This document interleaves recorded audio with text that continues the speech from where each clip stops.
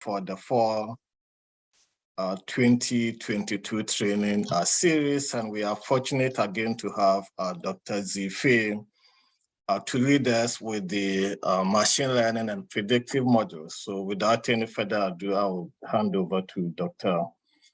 Z to continue. But before that, again, check the chat area or Slack and then do the attendance sheet, sign in, and then also there will be evaluation. I believe that will be tomorrow. So you want to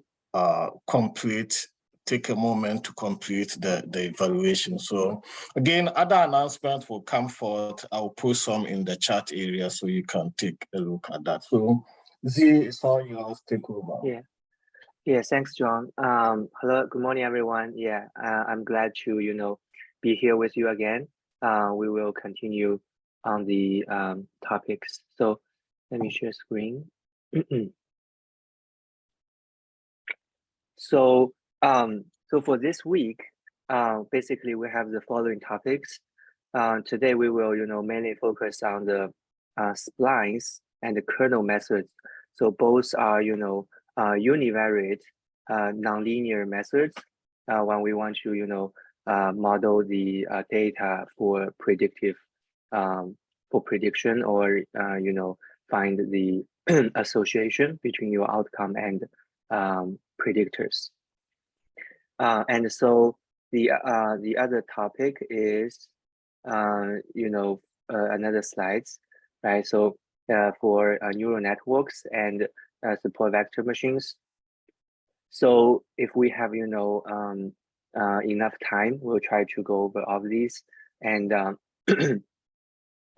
so we'll start with, the basic feed-forward neural networks, and then some, procedures. How do we fit the neural networks to better understand the rationale behind the models? And then we'll introduce some extensions as, convolutional neural networks and autoencoder, etc. And so support vector machine is another tool, like a nonlinear tool for classification. Mostly, yeah, I think, people use this mainly for classification, and sometimes, it's a competitor to neural networks. And we will learn more details. So to start with, recall we covered, what we covered last week are mainly linear methods, right? Linear high dimensional, regressions. And naturally, people want to extend these linear methods to nonlinear cases. So for comparison, linear models, they do have a lot of advantages, and that's why people use them most commonly, right? So they are, convenient and easy to fit, because essentially you are like fitting a beta vector, right? So in all sorts of different linear models, you would always have this so-called linear predictor component, right? And this linear predictor is the essentially centerpiece of any linear models, and the beta vector is so-called, your parameter or coefficient of interest.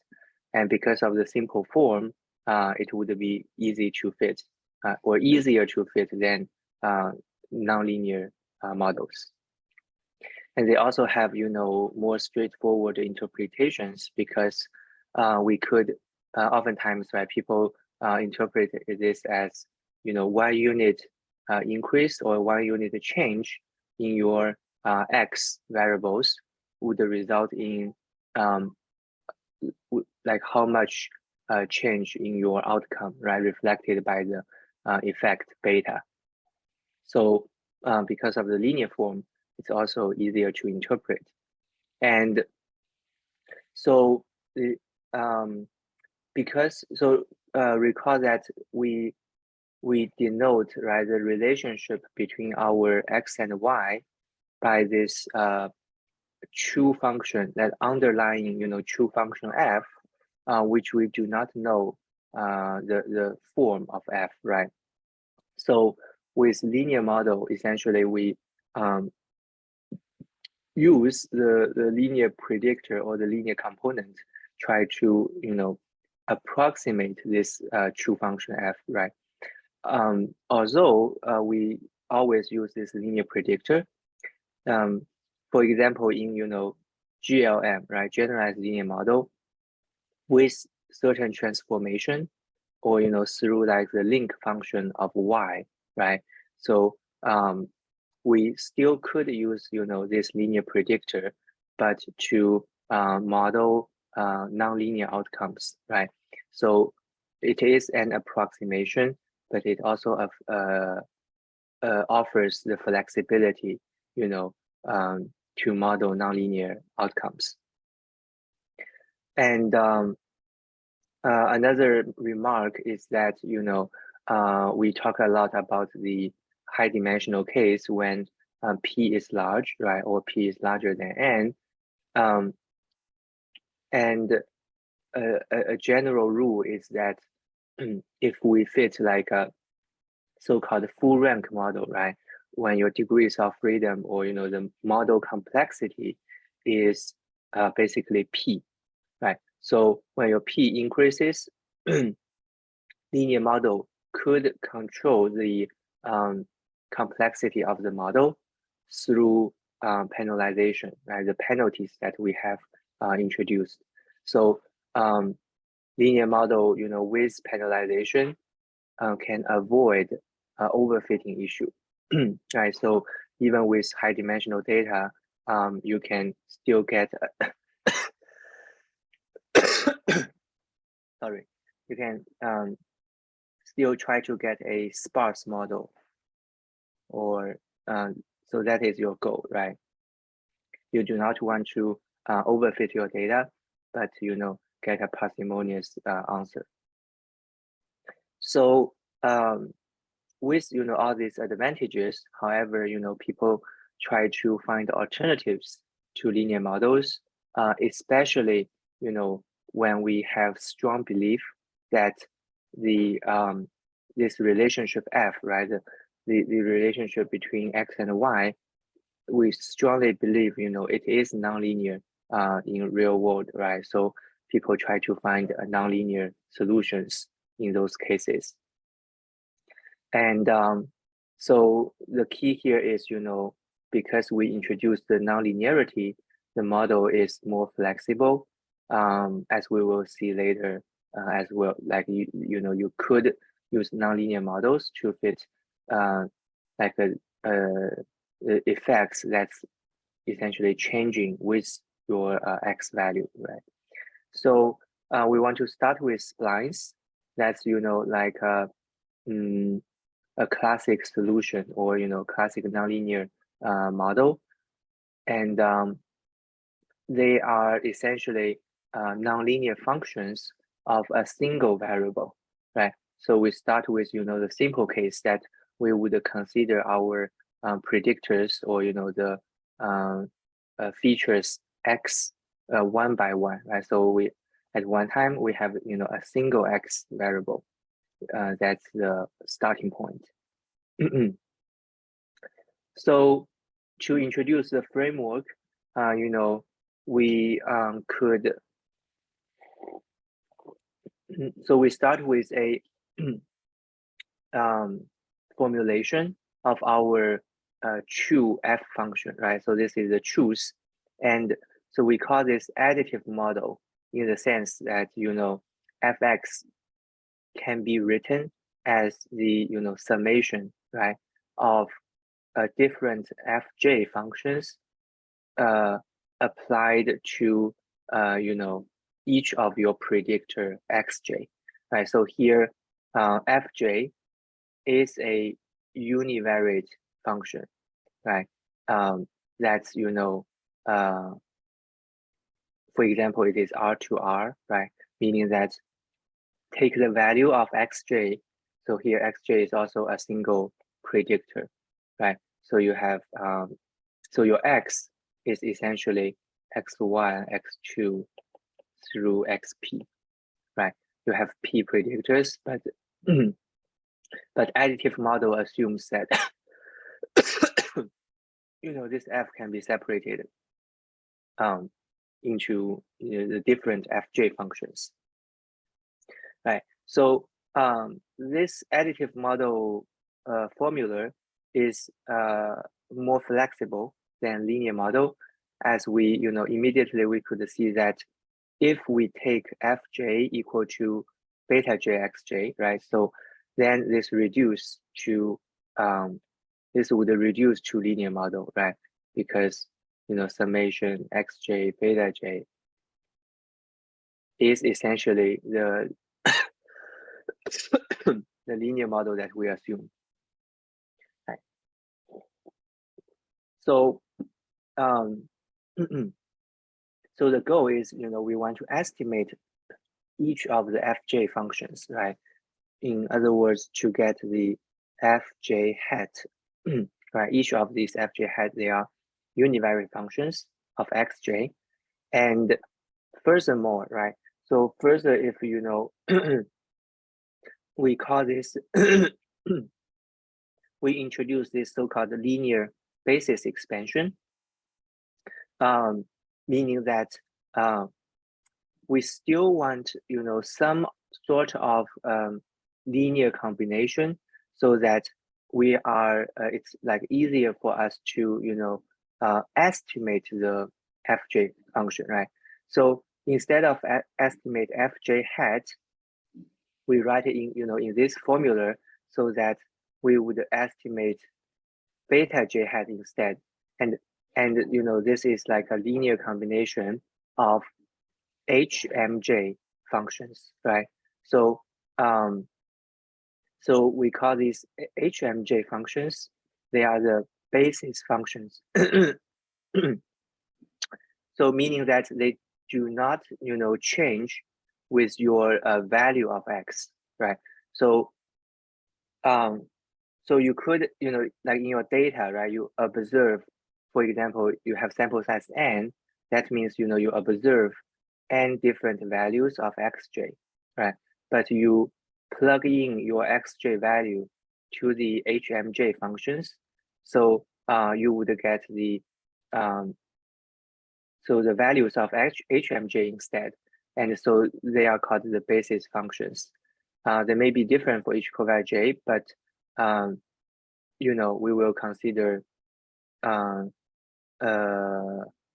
so for now, right, we would consider like a one predictor or one variable at a time. So essentially we do not need to worry about the subscript j, right? So sometimes people also write it as a phi function, right? So phi m. But so the point here is that m is from 1 to mj, right? So essentially the capital mj is so-called the number of basis functions, right? To write this out, this would be, so we would have phi 1, phi 2, say for example all the way to phi capital M, or mj. So you have mj basis functions, right? So instead of observing a single xj variable, right, we would have capital mj values, right, or capital mj vectors. So as we will see later, this is the so-called basis expansion, right? So that we expand our xj into mj columns or mj vectors, right? So this is one thing to keep in mind. We will see examples of the basis functions later. So the key here is that, right, so with this with this formula 1 here, right, the advantage is that once we determine the basis functions HM, the model becomes linear again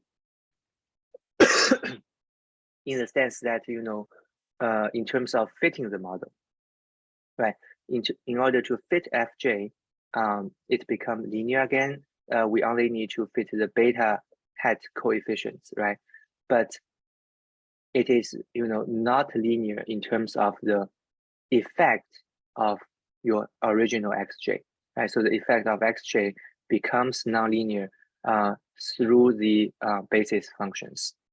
So to, you know, better understand it, essentially we look at, you know, some examples of the basis function, right?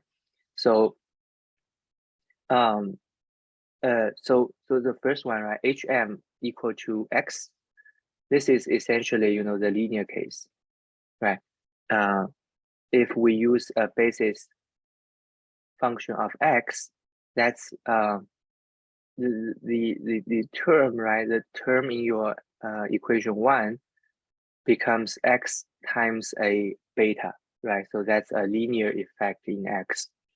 And of course, you know, you could do polynomials, right? So so these are all, you know, nonlinear effects of x, and then other nonlinear transformations, right? Log of x, square root of x, and or you could dichotomize continuous predictors, right? For example, the indicators. So we could, you know, transform continuous x into binary in the last example, right? Last example. So so these are, you know, all arbitrary choices of the basis functions, but the issue is that, you know, it is not like a uniform framework, right? It is too flexible in some sense. You know, how can we determine which the basis function we should use, right? Without much knowledge of the data, right? So so that's why we first introduce the so-called piecewise polynomials that kinds of, you know, give us a more uniform solution to this basis expansion idea. Okay, so so essentially, you know, we restrict ourselves to use local polynomials as the basis functions h in this case, right? So we only consider, you know, polynomials, and actually we consider polynomials, you know, of the same order, so that the solution, or, you know, the basis expansion is more uniform, right? It follows structure. So so moving on, you know, essentially we do not need to write xj, right? So we just consider a single predictor at one time, so just a single x. So here, you know, whether it's the small x or the big X, they are all, you know, a univariate predictor, right?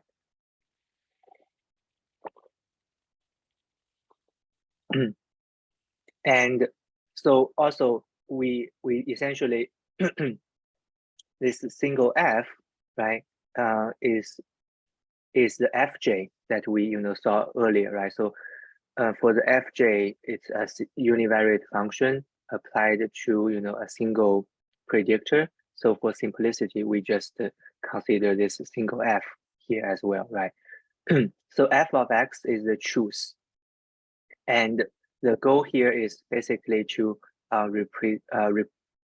represent f by a you know, separate polynomial in each of the local intervals. So I think the easier way, you know, is for us to first look at this illustration. So here we consider a simple you know, like a sine or cosine like function, right? So the blue curve here is the truth, right? That's the true f of x. And we have, you know, a single x that is, you know, on the horizontal axis. And clearly, right, so for this sine or cosine type of fx, it is nonlinear, right? The effect is nonlinear.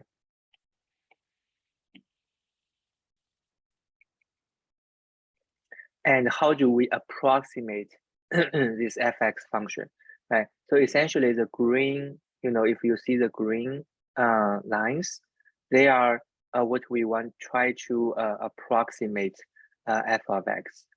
And so so the idea is first to, you know, localize, right, your fx. So divide, you know, the domain of x, right, into three intervals in this case. So we call this Kasi1 and Kasi2, they are the knots, right? So with the knots, we are able to divide our interval or the domain of x, right, into three intervals, and we try to approximate fx within each interval, right? So the simplest, you know, the simplest approximation is the so-called piecewise constant, right, on the left, right? So this means, you know, within each interval, we just use the constant value, right, to approximate fx. And so and also a natural choice, right, to, you know, choose this constant is basically the mean, right, the mean of your observations within the interval. So by the way, each circle here, right, is your observation, you know, xi, yi.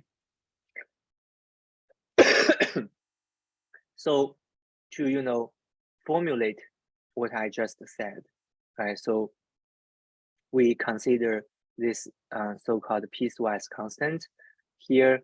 So the intervals that we divide, right, we essentially consider these three indicator functions, h1, h2, and h3. So you see here h1, right, indicator of x less than c1. You see, you know, this essentially corresponding to the first interval, right?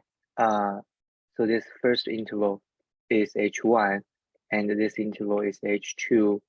This interval is h3, right? The three indicator functions. And so c1 and c2 are called knots, and the constant, right?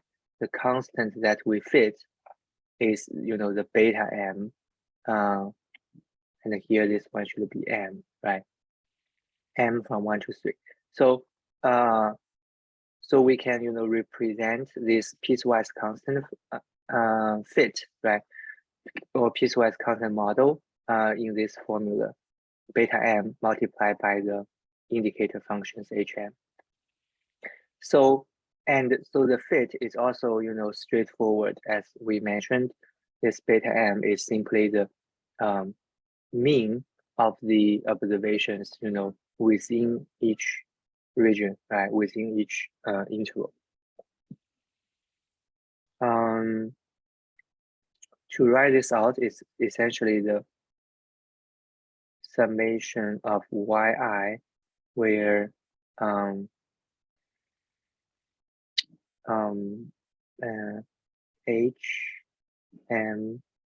of xi equal to 1, right? Or yeah, we can, so I think another way to write this is essentially yi times hm of xi. Right. Because, you know, if hm equal to 1, then it's not counted, right, towards the sum. If hm equal to if hm equal to 1, it is counted. If hm equal to 0, it is not counted. And the divided by the total number, right, that would be, you know, simply summation of HM, right? The indicators.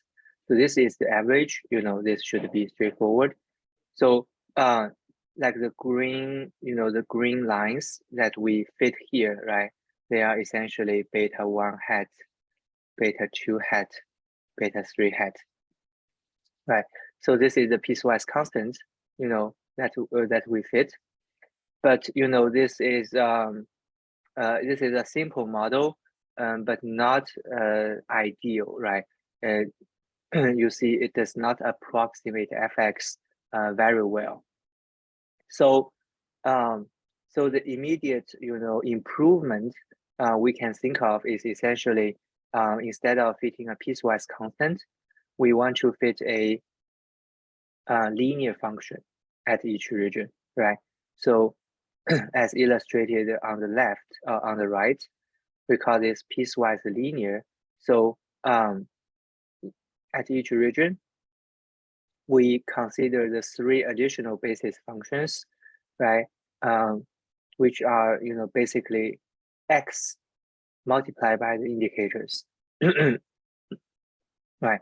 So, so that, these are linear terms within the region, and then if we, add the beta, right? Add the beta to the x, so we would get, essentially the linear segments, right, to each region.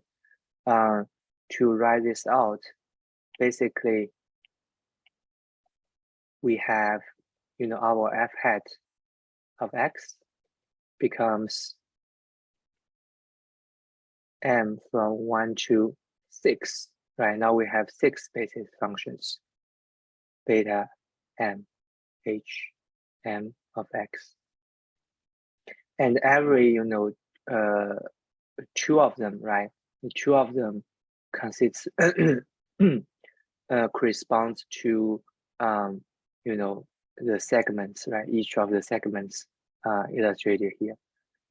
So that's an, improvement to the piecewise constant. And it's also easy to fit, right? Essentially, you fit a local, linear regression within each region. However, we want to further improve upon this piecewise linear to make it continuous, right? So the idea is, as we see, on the left panel here, right? Continuous piecewise linear. We see here that at each, the knots, right? At each of the knots, we want our piecewise linear functions to be continuous. So we would impose this additional constraint, right? So this constraint that equation 2 here, right? We want f, C1 minus, meaning the f value, right? Taking the limit from left, right, equals to the f value that's, taking the limit to the right. So that's the meaning of the equation 2, right? So we want to impose this constraint, and the constraint, translates to this formula here, right? So because, right, so essentially f C1 minus equals to beta 1 plus C1 times beta 4, right? Because x takes the C1 value, right? And then your linear function is beta 1 plus beta 4x. And on the right side, the linear function is beta 2 plus beta 5x, right? And also x takes C1. So that's a constraint, right? And so because we have 2 knots, right? Essentially, we would have 2 constraints. Similarly, right? The f at the C2 value, also agrees with each other. So to solve this continuous piecewise linear, right? Essentially, because of the two constraints, we have only 4 parameters instead of 6. And this is, you know, because we have the beta 1 through beta 6 parameters, right? But,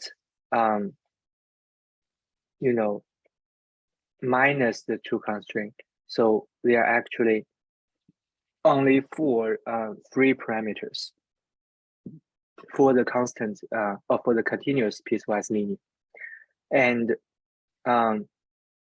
another way, right, to write out these constraint is we can, you know, simplify our formulation, or so that, you know, we have the 4 basis functions as below, right, instead of the, you know, 6 and 2 constraints. So the 4 basis functions, right, essentially you want a constant intercept, right? So H1, you know, indicates an intercept. H2 indicates a slope, right? You know, a universal slope. And then H3 and H4, they are essentially, you want to have a different slope for your different intervals, right? And here the plus function, you know, denotes the positive part, meaning that, so we can write this out, right? In case, you know, if you haven't seen this before, let's write G, right? Okay, so yeah, maybe another way to write this is, so we just write this as, you know, X plus, right? So the X plus meaning that it is 0 if X less than 0, right? And then it is X if X is greater than or equal to 0.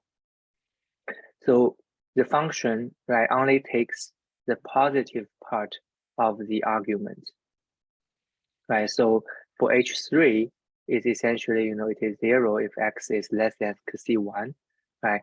So H3 only considers, you know, the larger X values greater than C1, right? And then similarly, H4 considers, you know, X values that's greater than C2. Right? So, so with this formulation, right, of 4 basis functions, we could specify the continuous piecewise linear model, right?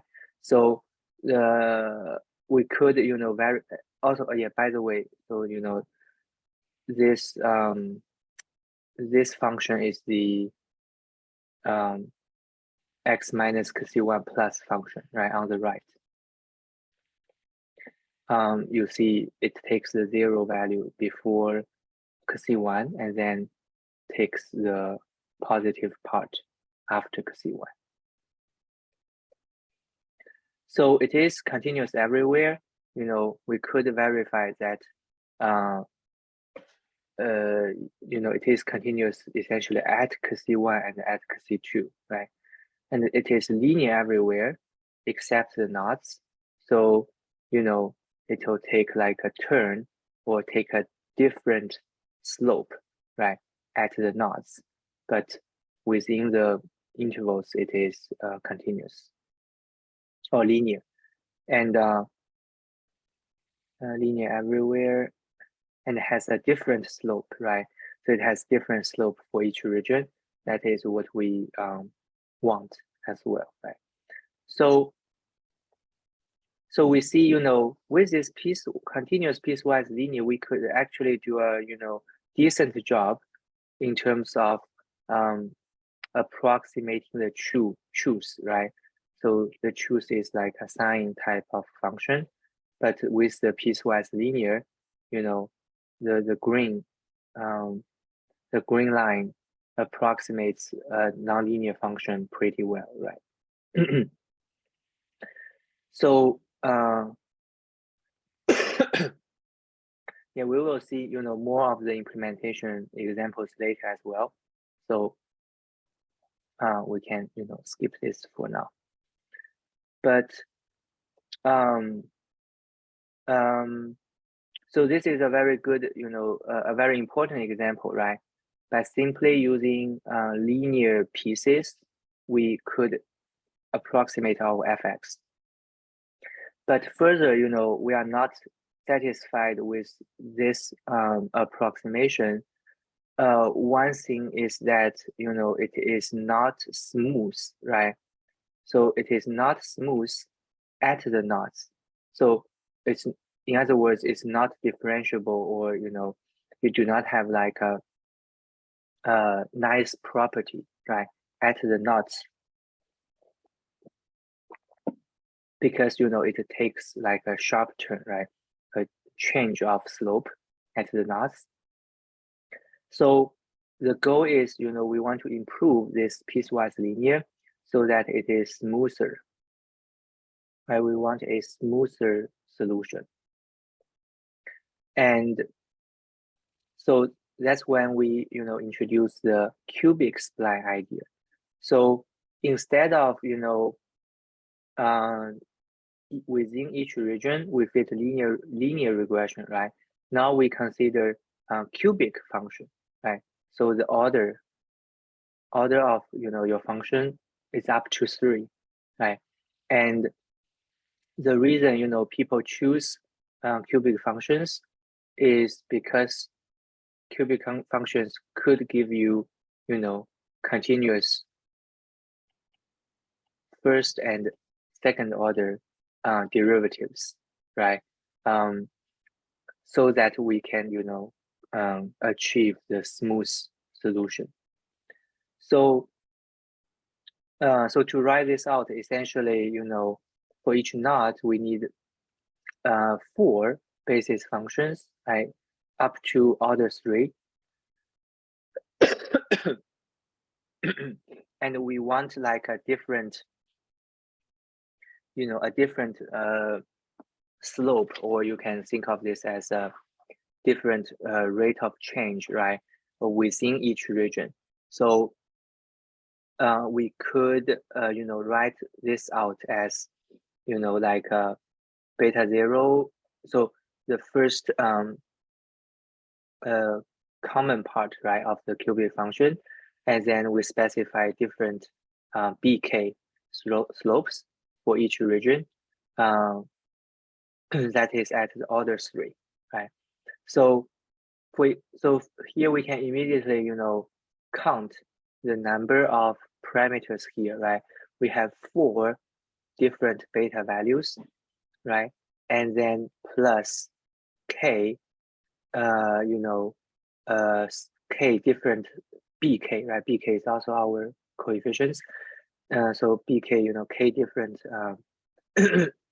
slopes for each region. So in total, we have 4 plus k parameters. And we want to verify this, whether it is consistent with the other way of, counting the degrees of freedom.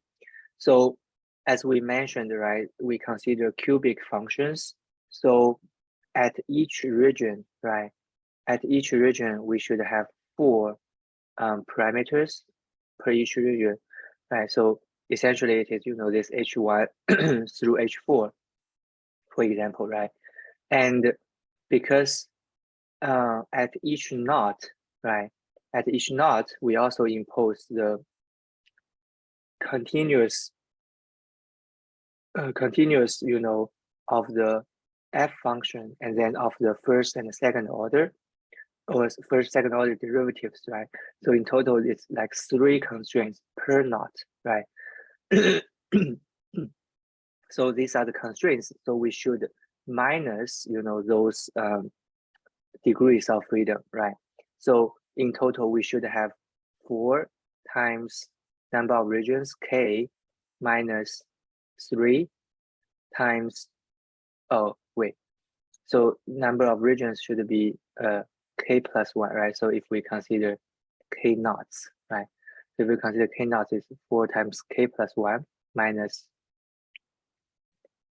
3 times k knots, right? And then this equals to k plus 4. So these two are consistent, right? Meaning that, you know, this model specification is valid, right? So so this is so-called cubic spline, right? So we can, you know, write out a cubic spline in this formula 3, and it has, you know, degrees of freedom k plus 4, where k is your number of knots, right? So so, you know, you might have like a question why we do not, you know, go up to higher orders, right? Why don't we go up to fourth order continuity or third order continuity, right? So essentially the reason is because, you know, higher order discontinuity is not visible to human eye, right? Meaning that, you know, we would not detect the discontinuity. Like we do not need, right, higher order continuity essentially. So continuity, you know, up to a cubic function is good enough in our case, and we will yeah. So yeah, I wish we could have a plot to illustrate the fit, but but I think, yeah, we should find, you know, we should see later, or, you know, when we try some examples later, you will see that for like using cubic splines, right? Using cubic splines, you could get, you know, like a very smooth fit to, you know, our data example. That, you know, it is essentially, you know, smooth enough. Okay, so so this is basically the piecewise polynomial idea that we introduced. So so that's, you know, rely on to summarize, right? So we need to separate our domain of X, right, into a different number of regions by the knots, right? So we would have, you know, k knots to separate into our k plus 1 regions, and then at each region, right, we fit a cubic function for each region. And we make sure it is continuous, right? It is a continuous function. So that's the fundamental idea of, you know, piecewise polynomial, and specifically, you know, the cubic spline model, right? So next we introduce an alternative, right? The so-called B-spline basis. So for cubic spline, right? Essentially here, this so this, you know, h1 equal to 1, h2 equal to x, so on and so forth. These are the basis functions that we consider. Right, now for B-spline,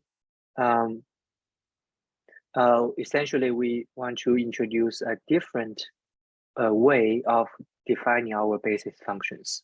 So so-called I believe the name is, you know, essentially named after the author, right? De Boer, 1978. They proposed, you know, this B-spline idea, and it is computationally more efficient. So the idea is that each basis function is non-zero over. So it's also, you know, like interval based, right? We separate, you know, our domain into different intervals, and then each basis function is, you know, non-zero over a number, right? A degree plus 1 number of consecutive intervals, right? And then it would, become 0 in other intervals. And we call the order, right? We call the order of the B-spline as, M, which is this degree plus 1, right? And so the degree basically controls the smoothness of your fit. Okay, so essentially, we think of like whether you want your B-spline fit to be continuous of, first order continuous, second order continuous, or so on, right? So the degree, in most cases, people would choose, degree equal to 3, or like the degree of equal to 3 is a common choice, right? And but you could do different ones as well. So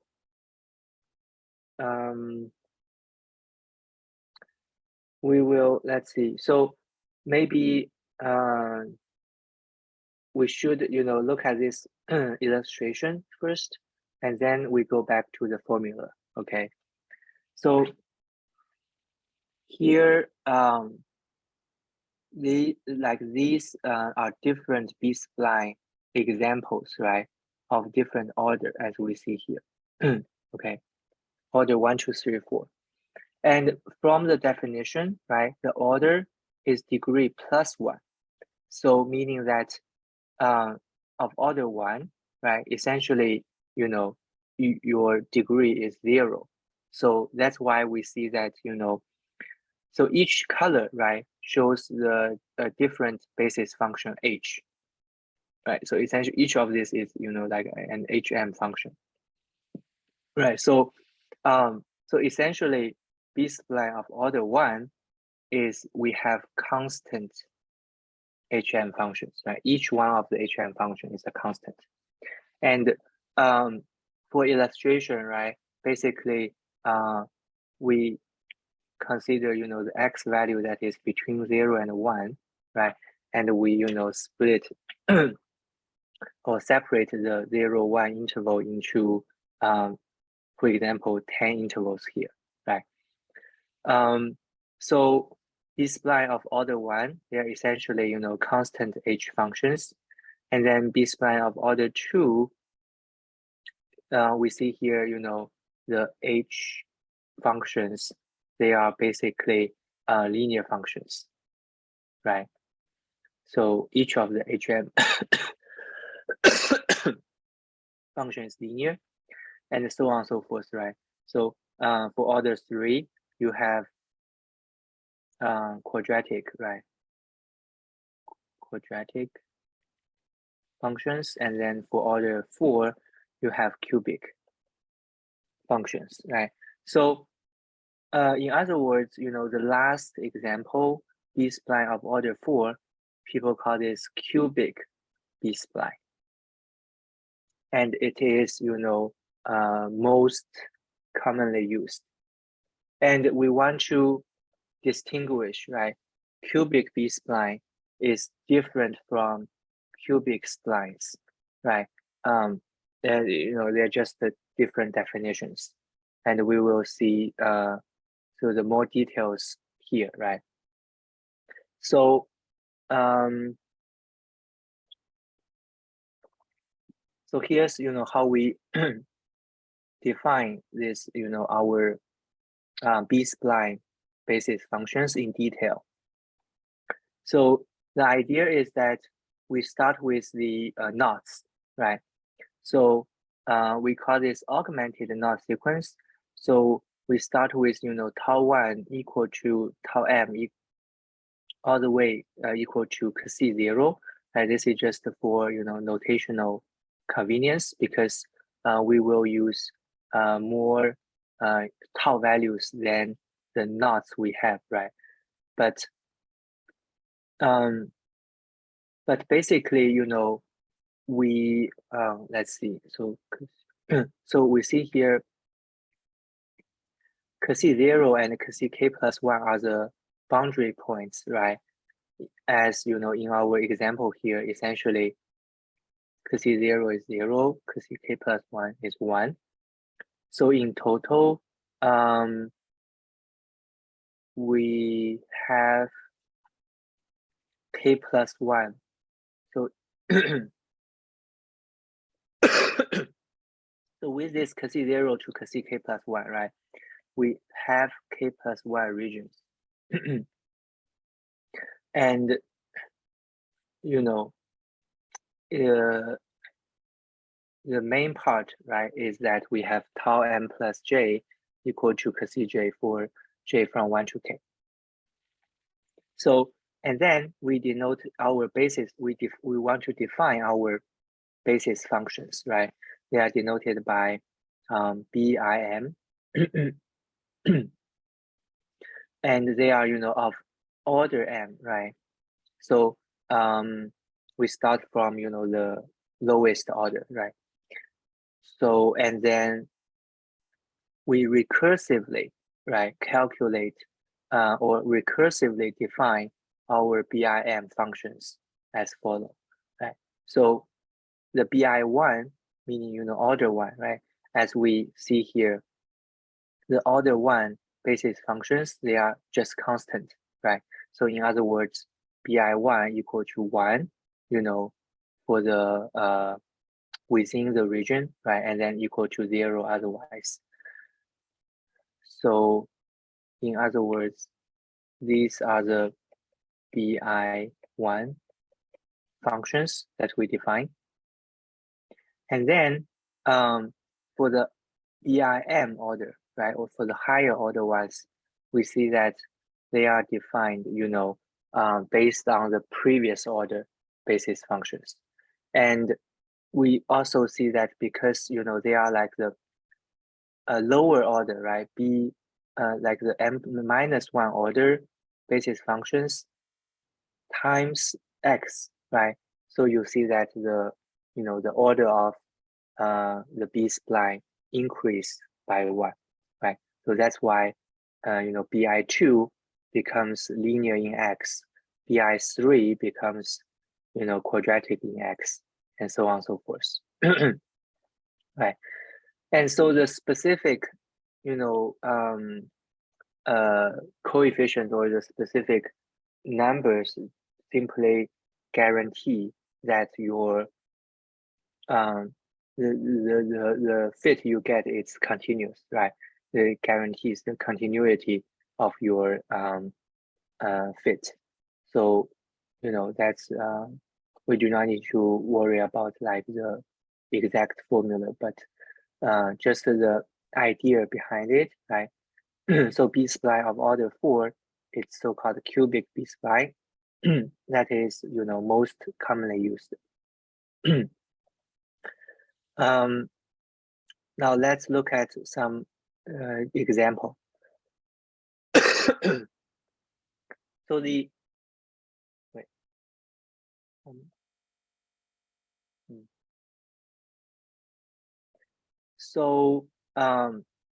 the implementation of actually both, you know, our regression spline and B spline, they can be calculated using this BS function in splines package. And so here, one thing I want to, you know, specify is that when you apply this BS function, right, essentially you apply to this vector of X, right? This X vector is, you know, like a single predictor that you want to model, right? So oftentimes it is, you know, like one column in your data, right? So you have x1 through xn, you know, n observations of a single predictor in your data. And what it returns is a matrix, right? And I want to clarify, you know, why this is a matrix. It's essentially because the spline, like the spline basis, right? You apply the HM, right? You apply like HM to each to your X vector. So each of the X HM, right, becomes a becomes a vector. So the collection, so essentially what it returns is the collection of your HM functions, right? In other words, it is H1 applied to X1, H1 applied to X2 all the way, right? And then H2 applied to X1, H2 applied to Xn. So if you have like capital M, right, basis functions, then this is the matrix that you get, right? Instead of, you know, a single vector input X, and the dimension is n by m. And so m is the so-called, you know, degrees of freedom here, right? So the degrees of freedom meaning, you know, the total number of basis functions H that you specify, right? So that's the output. And then,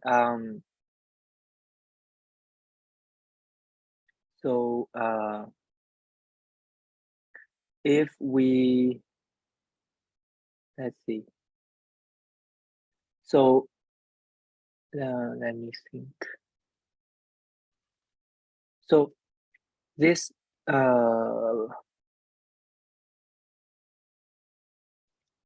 me think. So for degree equal to 3. Yeah, so I believe for these two arguments, right, the DF and the knots, you only specify one of them, right? So the other one should be, you know, determined once you specify. Because, for example, you know, like the cubic spline, right? The cubic spline that we previously see, the number of knots, K, right, then plus 4 is the degrees of freedom, right? So my point is that, you know, the degrees of freedom and the number of knots, they are related. So you just need to specify one of them. And this really, you know, depends on your data, right? If you have a large number of samples, you might choose a larger knots, right? So you fit the data better. But if your sample size is smaller, or you think, you know, there's less variation in your data, then you might choose a smaller number of knots. Okay, so this is the implementation for, you know, B-spline, and we want to introduce another variation here. So this is called natural cubic spline, right? So the motivation is that, you know, if we fit polynomials, right, up to order 3, right, the cubic, you know, cubic functions, they may be erratic, or, you know, they are more variant near the boundaries. And so our fit to the boundary of our data may not be the best, right? So the simple idea of natural cubic spline is basically to force the second and third derivatives to be 0 at the boundaries. And yeah, we will see this illustration later, right? But the point is that, so the point is that, you know, let's say this example. So here, the boundary is like indicated here, right? So the minimum of X and the maximum of X. If we fit this cubic B-spline, right, or cubic spline, we get the blue curve, right? So we see that, you know, beyond the boundary, right, even so beyond the boundary, it is polynomial, right, of order 3. So it is, you know, higher variance, more erratic, right? But if we use the natural cubic spline, essentially we require this f first order to be 0, right? F second order derivative also to be 0. So the fit beyond the boundary is controlled to be linear, right? So it's controlled to be linear so that, you know, it is less variance. So that's the, you know, idea behind natural cubic spline. And so that's what we call here, right? The fitted model for natural cubic spline is linear beyond the boundaries.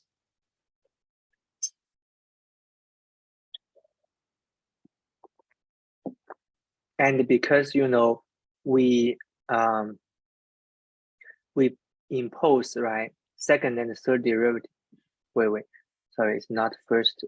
So it's the second and third derivative, right, to be 0.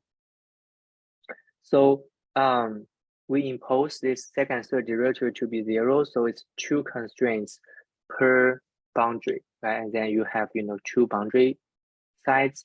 So in total, you free up 4 degrees of freedom, right? So previously we see, you know, it is k plus 4 degrees of freedom. Now it reduced to k, right? So the degrees of freedom of natural cubic spline is, you know, equal to the number of knots k. This is, you know, previously it's k plus 4 and minus 4 because of the constraints, right? So here's another, you know, comparison of the, let's see, of the different splines that we have introduced, right? So let's say this is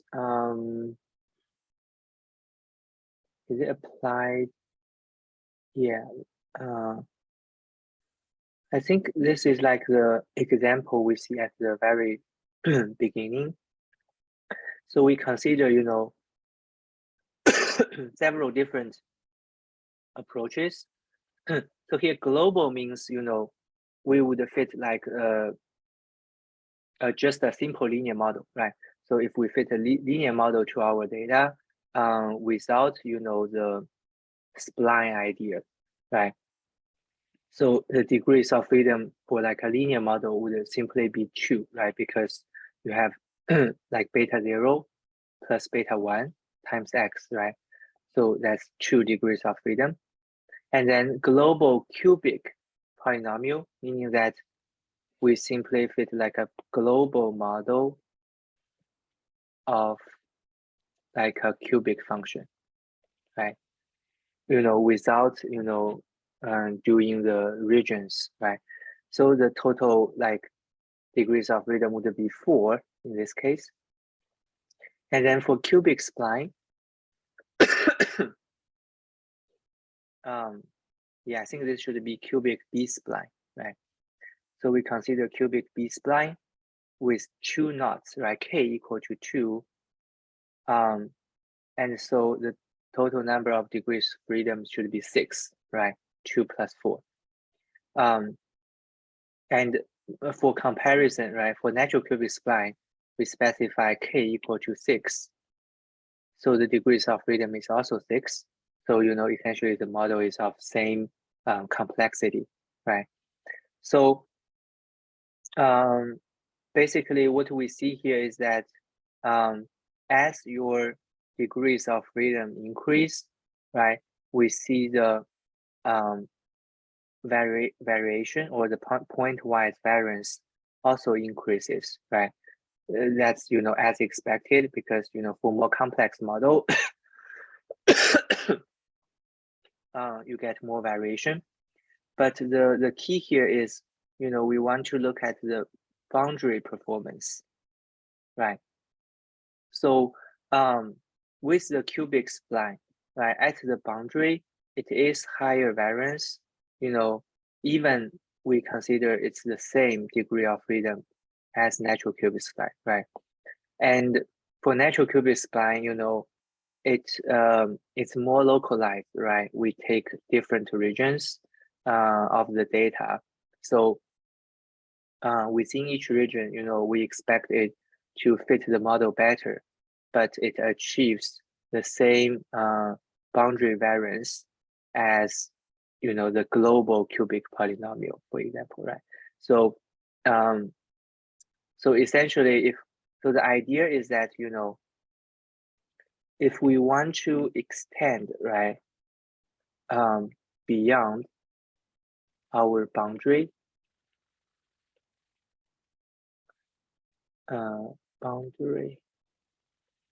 then we should prefer natural cubic spline because of its less variance, right? And that's something to keep in mind. So here's the specification of natural cubic spline, but it's we do not need to worry about the details, right? Essentially, in most cases, the software would take care of the generation. So basically, here we would use the NS function, right? The NS function, and we know that the degrees of freedom is the same as the number of knots, right? You only need to specify one of them. And so the same thing, right? It would return a matrix of dimension n by df. And so, in practice, right, you can always compare the B-spline versus natural cubic spline, in terms of the performance of your model fit. It's worthwhile, to try both approaches. Okay, so let's take a look at a real data example. So let's see. So here, the so-called South Africa heart disease data set, we see here, these are the variables, right, that we have.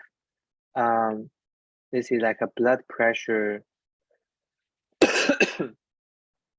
blood pressure measure, right? Continuous variable. Tobacco, it's probably like something like number of cigarettes that you smoke, like daily or weekly, something like that. And this is another health measurement. I do not remember exactly, right? Then there's a family history, and this is actually binary, right? Family history, 0, 1. So we do not. So for binary variables, right, we wouldn't use the spline methods because splines are only applicable to continuous x, right? Otherwise, you wouldn't fit like a continuous function to binary variables, right? And then obesity is something like BMI, right? And then your age as well. So, so the idea is that, for each of the continuous x variable, right? For the continuous x variable, we could fit a different spline function to them, right? And that's indicated by here, for each of the x1 that is continuous, we would fit this h1. But it's a little bit, notation-wise, it's a little bit confusing because h1 here is actually like a vector, right? Because we see it's h1 transpose, right? So if we write out h1 of x1, it's something like h1, like h11, right? x1, h12, x1. all the way to h1. For example, if we use m, right, x1. So that is, you know, a vector or a matrix, right? If we plug in the x1 vector. So if we use, you know, natural cubic spline to fit each of the x variable, right? And then, so the 4 is the degrees of freedom, right? For each one of them, we specify m equal to 4. And so this is, you know, basically to illustrate the nonlinear fit that we get, right? In other words, for example, right, this f hat of SBP, what we get is, so this is a J, right? You know, like a different f hat for each of your variable. It's essentially something like beta 1 hat H, or in this notation here, yeah, let's just use the notation. So the HJ of, so SBP is our XJ, right? And its transpose, you know, it is a vector, or you think of this as a matrix, right? And then theta J, it's also a vector, right? So if we write out theta 1 here, it should be a vector of theta 1, 1 to theta 1, m, right? Just to clarify, you know, the notations here. That's the illustration of, you know, like how we could fit this data set. And also we see here, it's essentially an additive model, right? Because at the end, we basically add up our fj, xj functions, right? So it's an additive model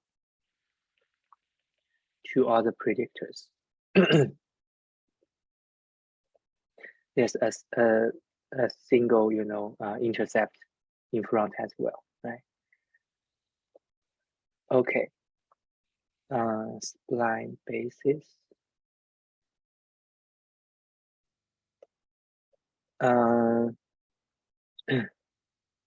Yeah, I believe, yeah, by the way, so this data set should be within the ESL.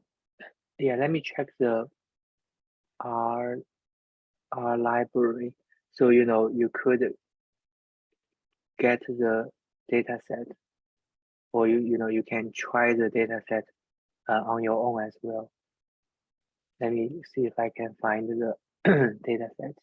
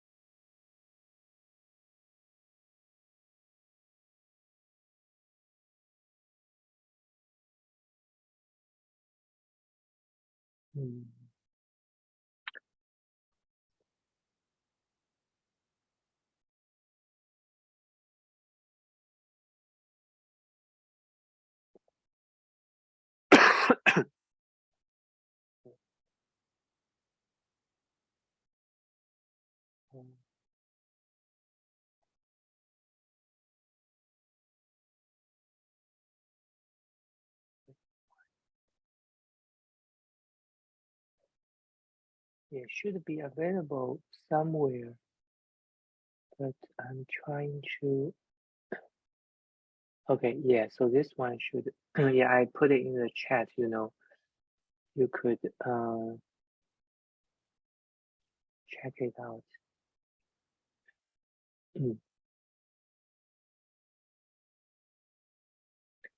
Say hot.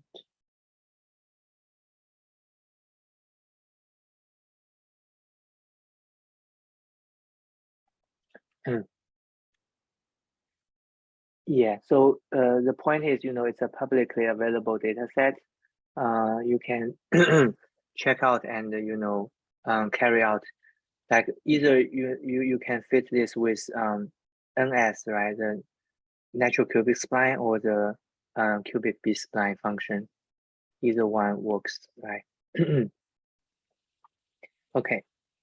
So so far, we introduced some of like the most commonly used splines to fit, our nonlinear functions, right? And the next example is the so-called smoothing splines. And so the motivation is that, we would basically, so what we see is like for this X vector, right? We would convert it into the, M by M so-called basis matrix, right? Through B-spline or natural cubic spline.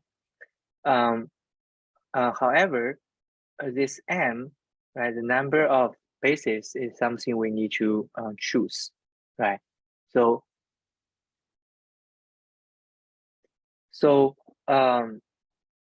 in other words, it's like data dependent,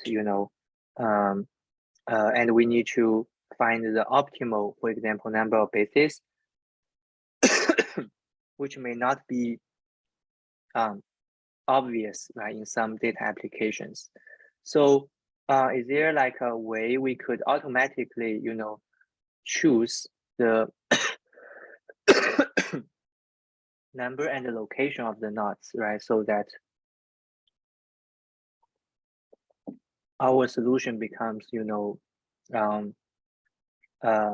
like easier to implement, right? You do not need to worry too much about the selection. So this is the motivation for smoothing splines. So the idea is that, we want to put knots at all the observations, right? So we have, for a single variable X, right? We have the observations X1 through Xn. And if we, put knots at all observations, essentially we get this H matrix that is n by n, right? Because, the second n corresponding to your number of knots, right? And however, this is like too complicated, right? As your n increases. So we want to impose like a rich type of shrinkage. In other words, this is like a penalty that we add to the, the model, right? So with with this kind of shrinkage, hopefully, we can control the complexity of, our fitted solution, right? And let's see, how can we incorporate this idea? So there's some math involved, but essentially we want to, like solve for the so-called smooth function, right? For the smoothing spline, right? We want the solution to be smooth. And so, all the polynomial or cubic functions, they belong to this space of smooth functions, right? And so another way to write out this penalty is essentially we consider the second order derivative, right? So here G is essentially the target, right? Our, smoothing spline target that we want to solve. And so this residual sum of square with the penalty, it should be similar to you, from our like previous lecture, right? So essentially the second term penalize the roughness, right? If your second order derivative is larger, that means your model is less smooth, right? It is higher, higher roughness. And so this integral of the second order derivative squared, right, is called the roughness penalty. Yeah, it's just some, mathematical definition. Do not need to worry about too much, right? But the conclusion here is, basically we define this RSS, right? And the solution to this RSS function is a natural cubic spline with knots at all of our data points. So because, previously we already know like how to fit the natural cubic spline, right? It is, computationally we could, like we just use NS, right? And then now this theorem is saying with the natural cubic spline and number of knots equal to your sample size, right? And the knots at your exactly the observations, you get the solution G hat, right? And the solution G hat, corresponding to the objective function that we are interested in. So with this, result, we can, omit the proof here, but with this result, right, we can write out the solution G hat as a natural cubic spline. So NJ here, right, NJ, they are a set of natural cubic spline basis functions, and your, number of basis functions is n, right? So we can also, rewrite it into like with like the H function, right? Simply, combine all of your NJ functions to be the H function, right? Say N1 all the way through N. So your H function is, sorry, the H matrix is n by n, right? Yeah, anyways, so without, we do not need to go into too much detail here, but we want to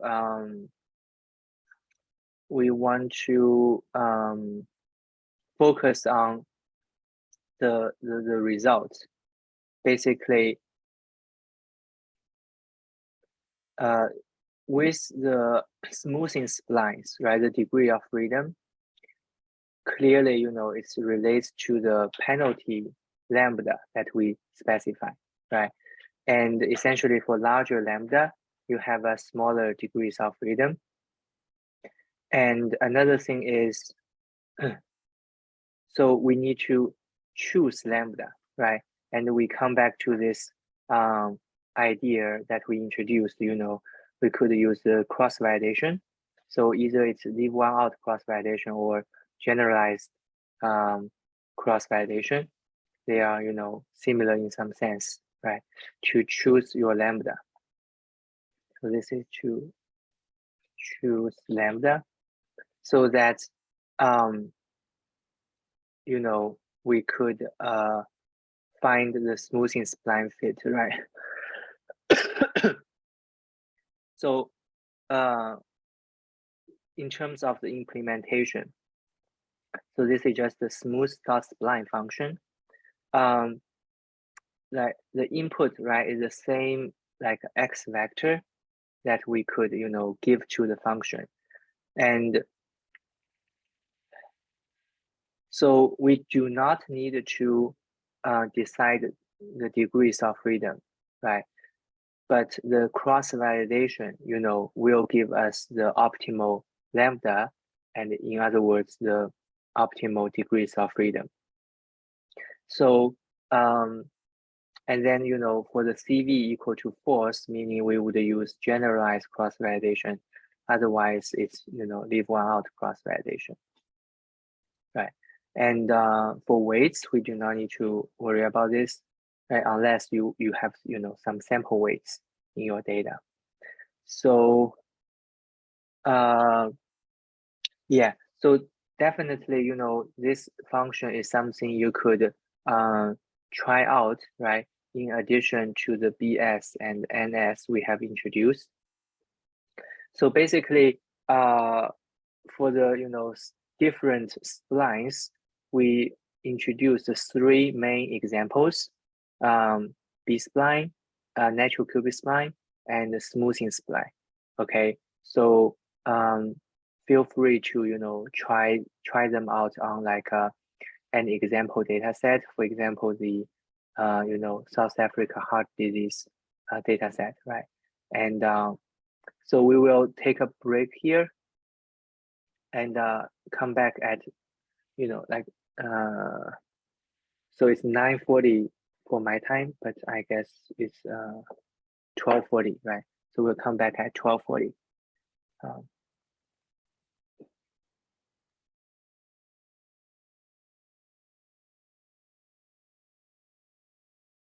Any questions before we take a break?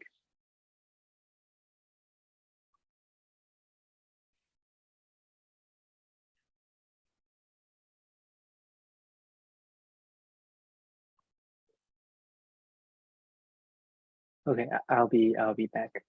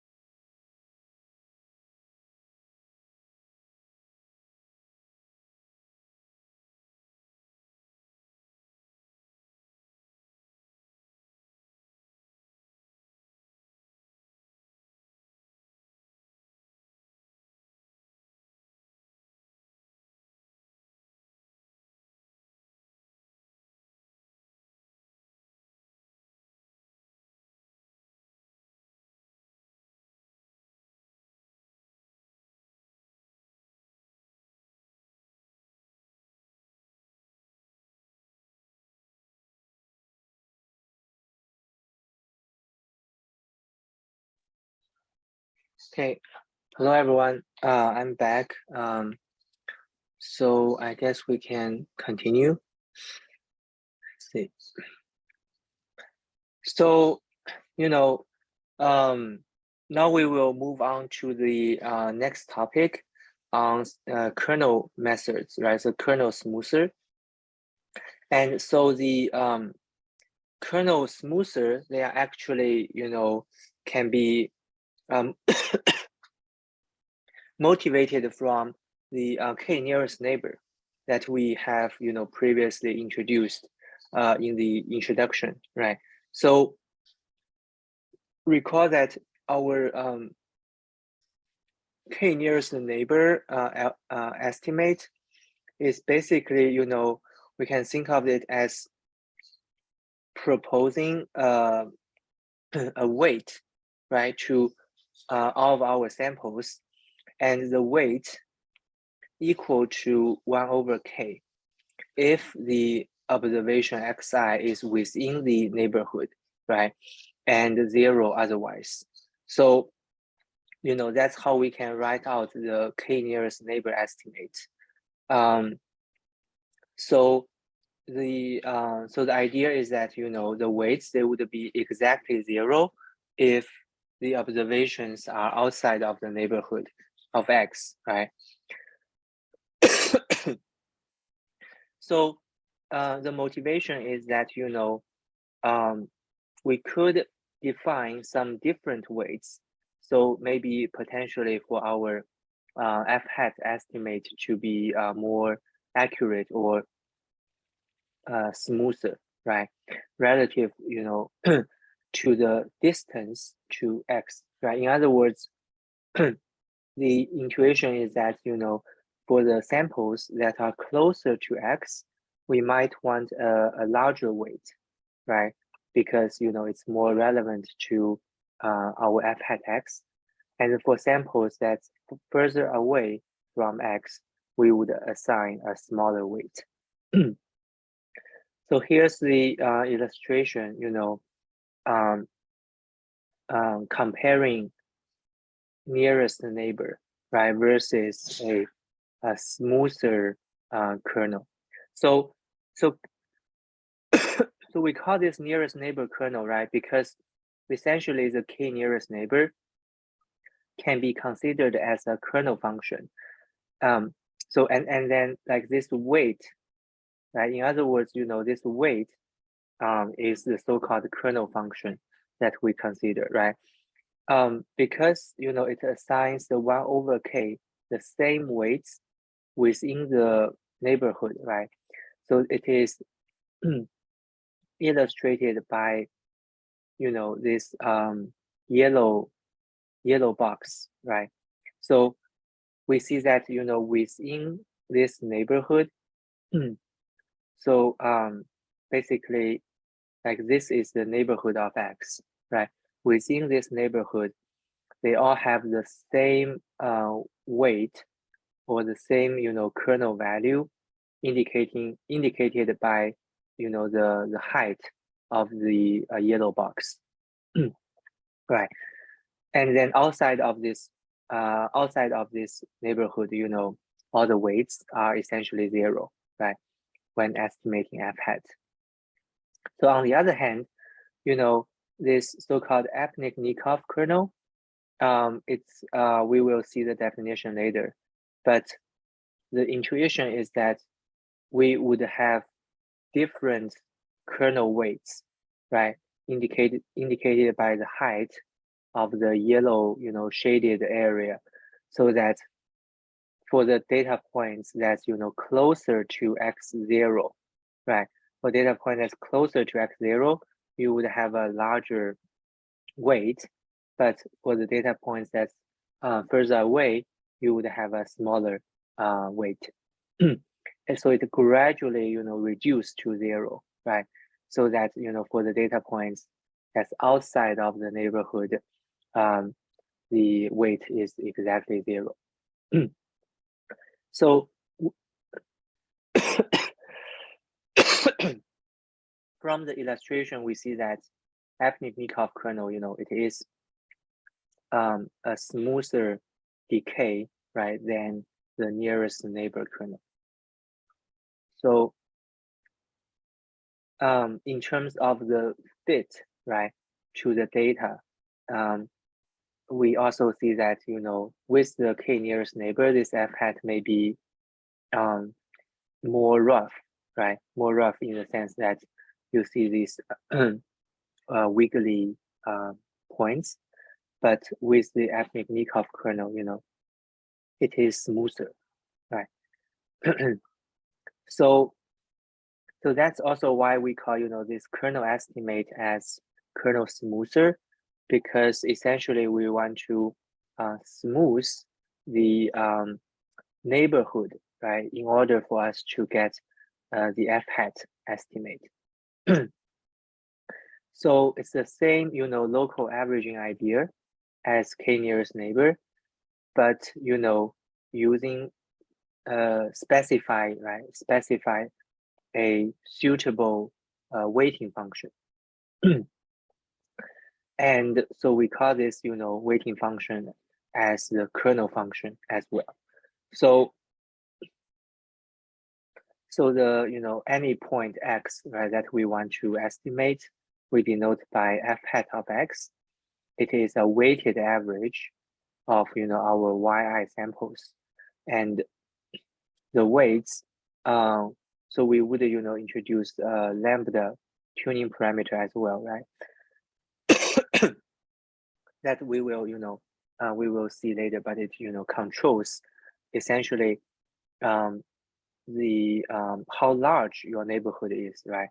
Whether, so in other words, you know, you want to control whether you use like this size of the neighborhood, or, you know, like a larger length of the neighborhood, right? So lambda controls that. So here we call the k as a kernel function. It's, you know, just the name, right?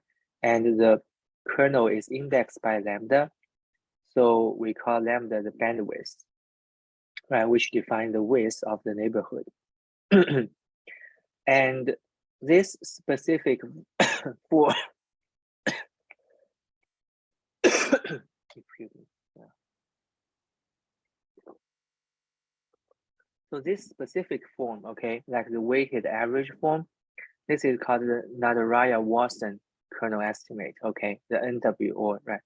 So it's called an kernel estimate, and it requires, you know, little or no training time, but the computational cost coming from the evaluation of your, you know, new x, right? Because for each of the new x, you need to calculate this kxix for all of your sample, right? For all the I.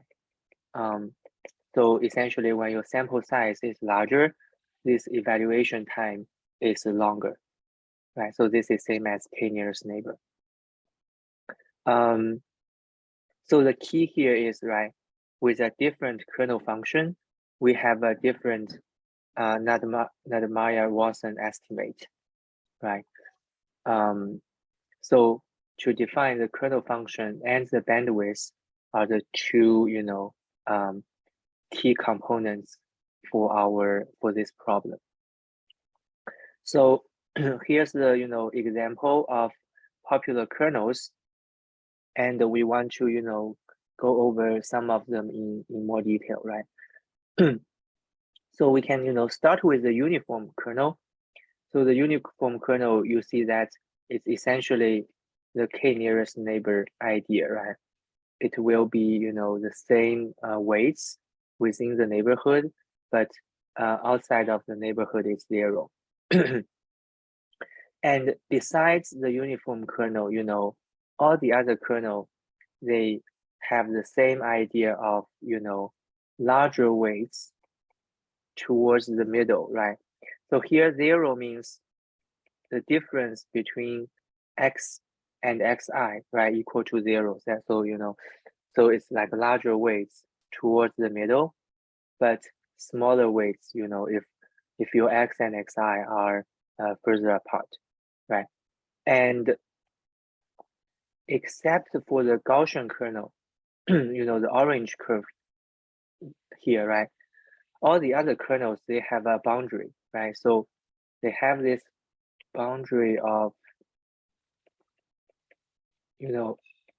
like a unit interval, right? Say between -1 and 1.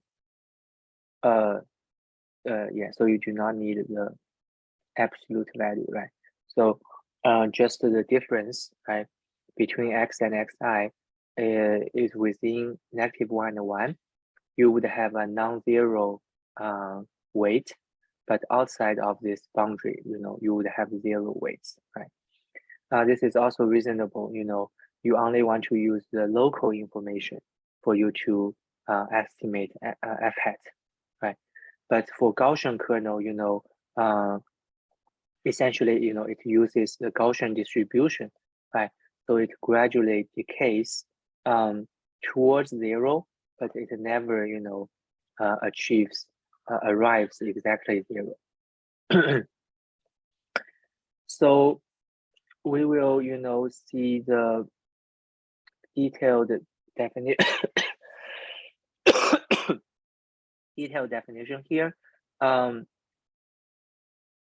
first remark is essentially the requirement, right, for K to be a kernel function. So there are, basically 3 requirements that, we want the integral of K to equal to 1. It's just, you standardize the K function, right? Integral equal to 1. Then we want K to be symmetric so that, the difference, right, x minus xi of the same distance, they should take exactly the same weights, right? In other words, let's see.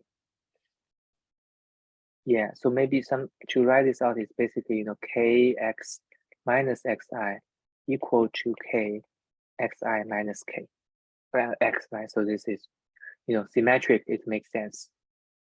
Third assumption is also, it's basically for identifiability, right? It's essentially saying, the variance, right? Your kernel function should have finite variance. Right? It's saying finite variance. So essentially, any K function satisfy these 3 conditions can be used as a kernel function. But the most widely used, people call this the symmetric beta family, right? That's specified in this formula. And it, it defines the uniform kernel, Epnik-Nikov kernel, for example, and the bi or tri-weight kernel.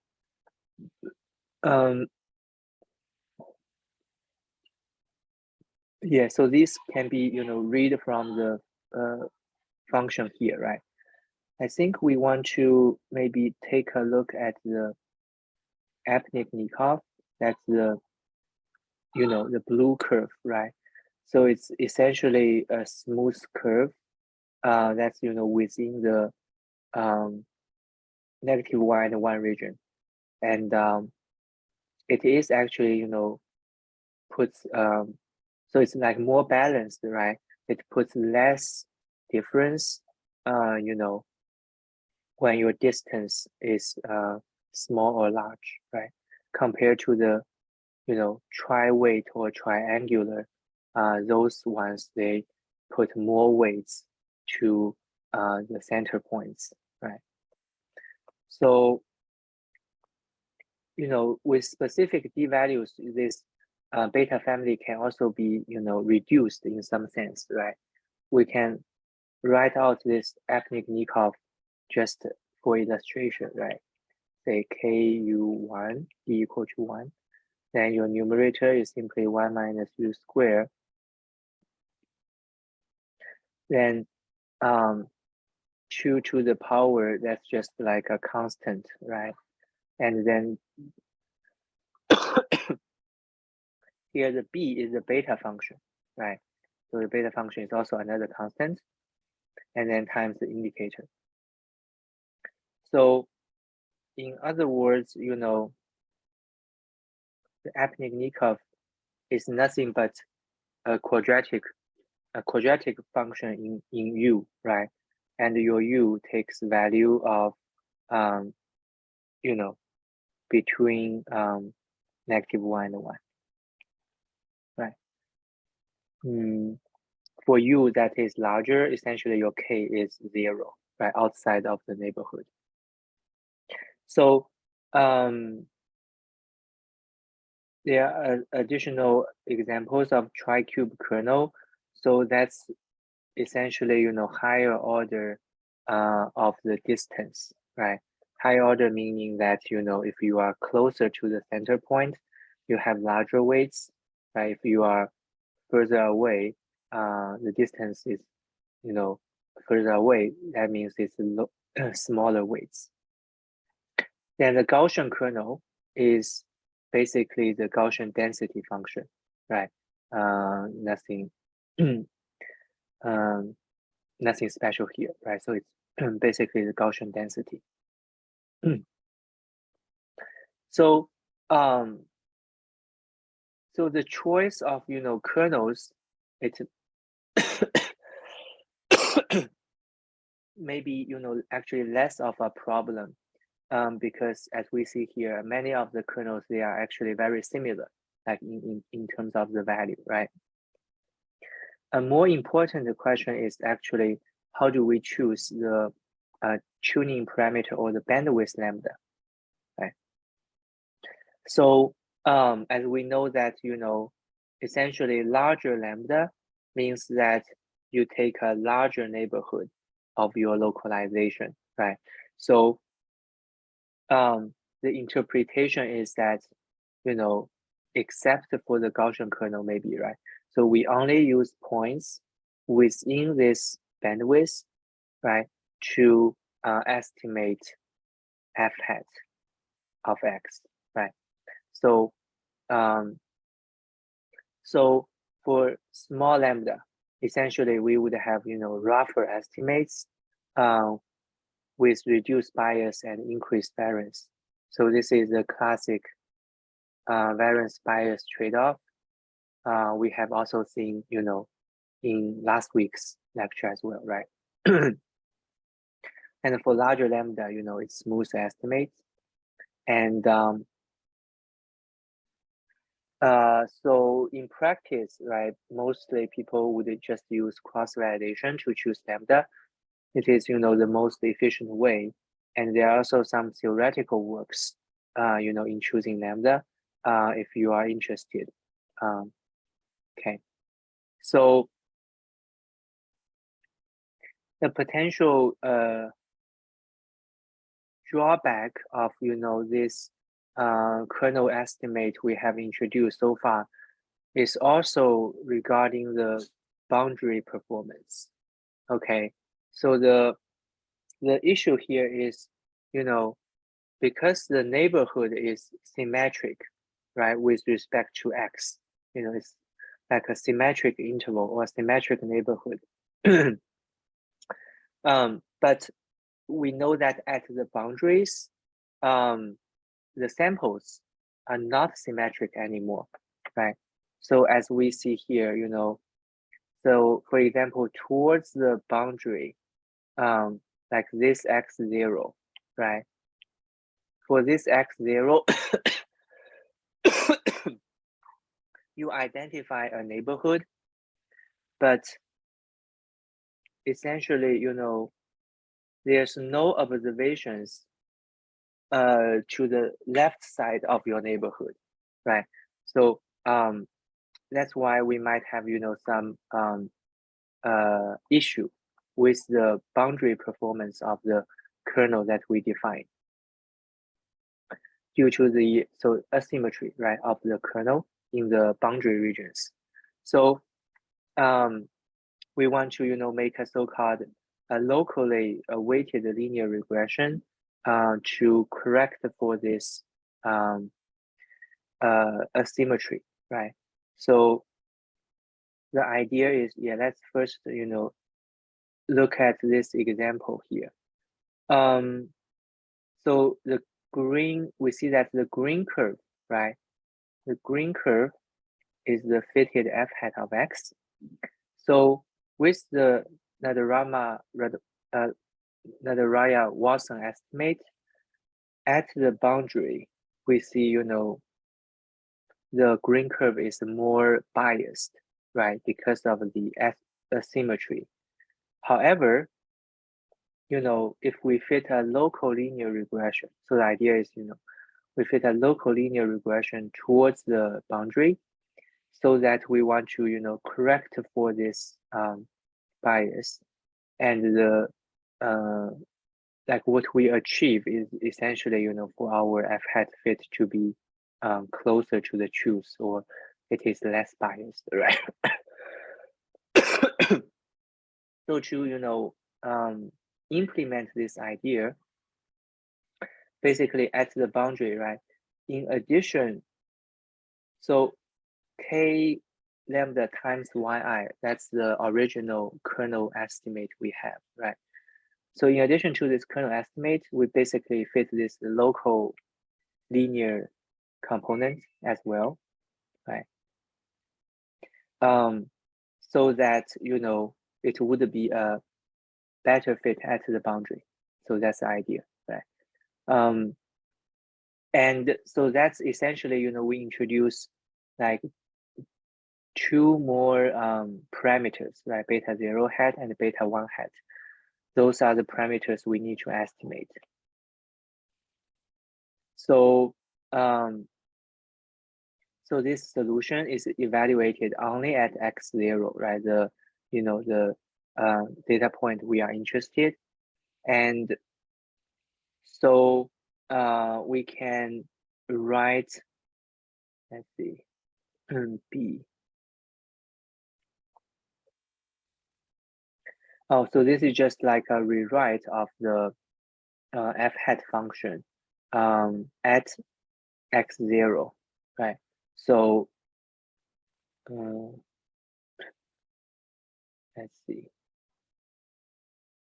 So because this is like a linear function, right? Let's see, how do we another way to write this is basically the 1x, right, times beta 0, beta 1, right? So this is, equivalent to the local linear function, right? And then this 1x is the bx that we denote here, right? Or bx transpose. So basically, we write the linear components as like a B, capital B, matrix, and then it's multiplied by the kernel weights, right? That's why we denote this by W. So they are the kernel weights, and so this is how we can, write out our estimates. Let's see.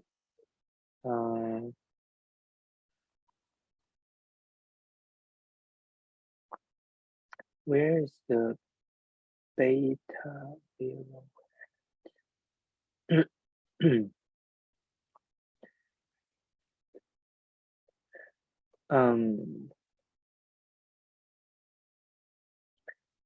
Is there a y?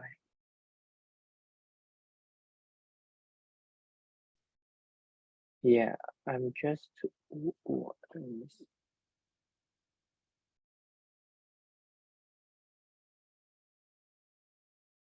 just wondering, like, where's the beta 0 hat and the beta 1 hat?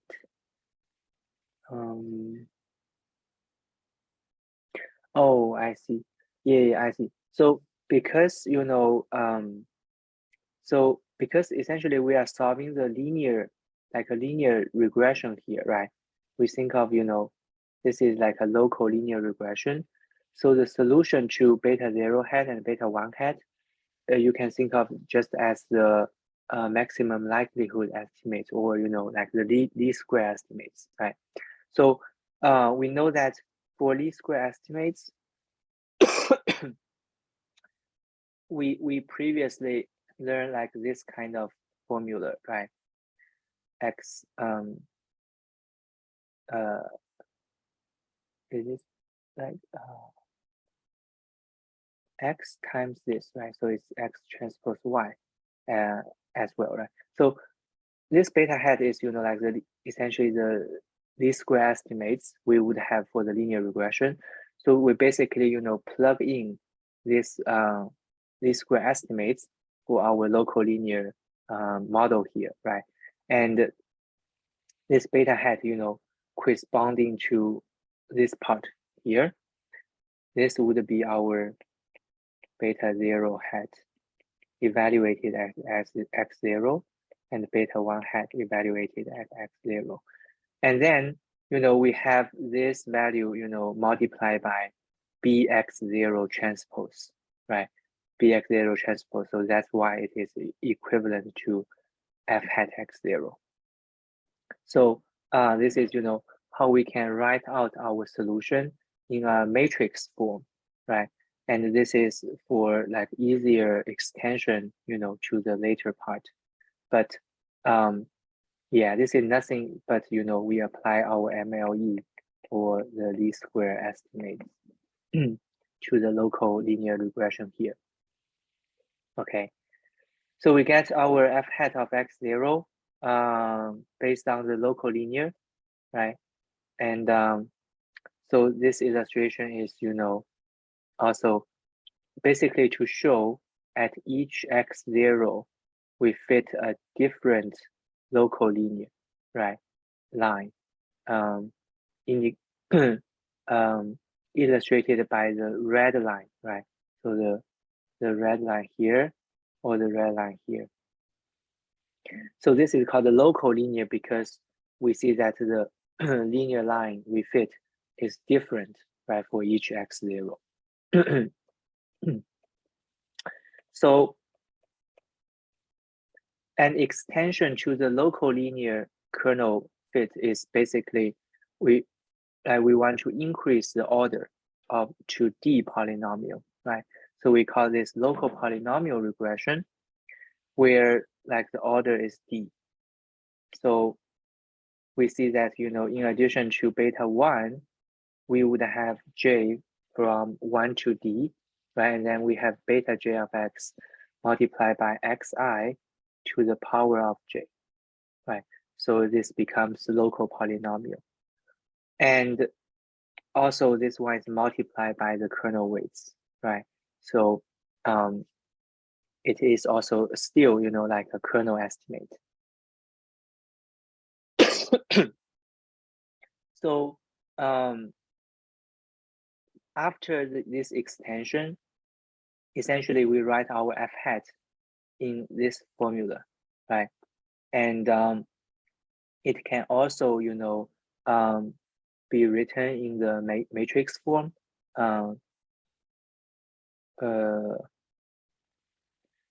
You only need to, yeah, it's not shown here, but we only need to extend our bx, right, into the higher order of x. And then we can, write it in the matrix form. But the point is, it is still linear in y, as we can see here, right? We simply, extend the bx bx function, or the bx vector, right? But it is still linear in y. In other words, it's like a weighted average of y, right? And with higher order, local polynomial, essentially we could reduce the bias, but at a price of higher variance.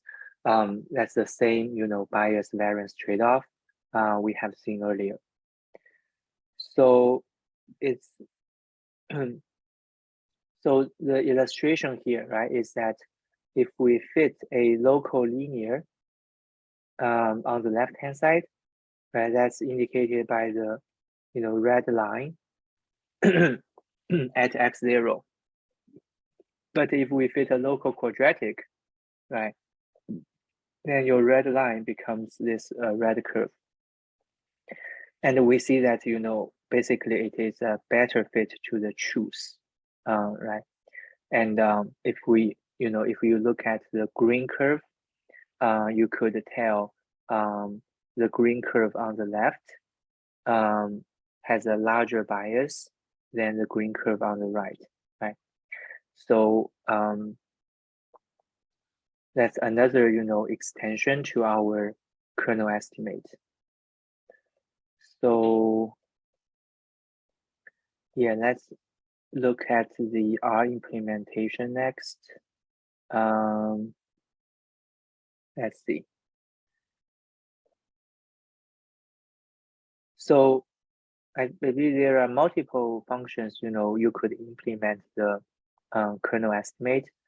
But lowest, right, is essentially the local polynomial function that we could use. And you need to specify, let's see, for the span, it's basically analog to the bandwidth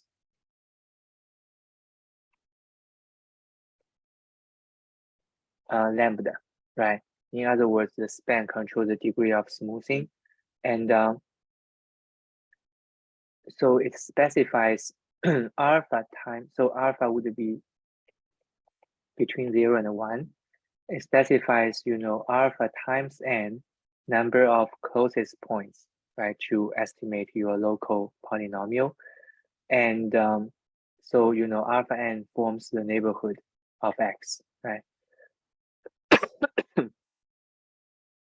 And let's see, by default, right? So you could use, the degree to specify the degree of polynomial, right? So you could have degree equal to 1 or 2, fitting a local linear or quadratic form.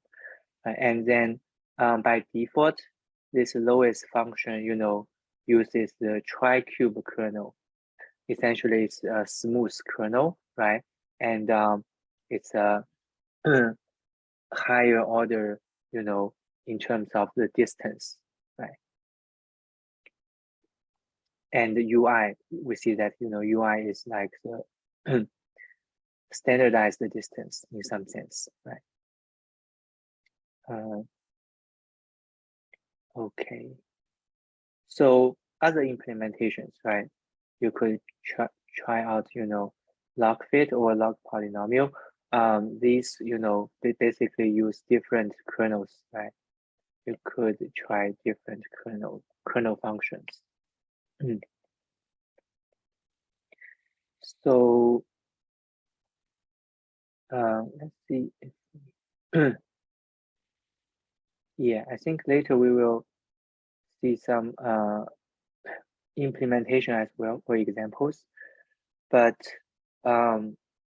basically, so far we introduced, and with the help of kernel function, right, we could fit the so-called local polynomials to our data.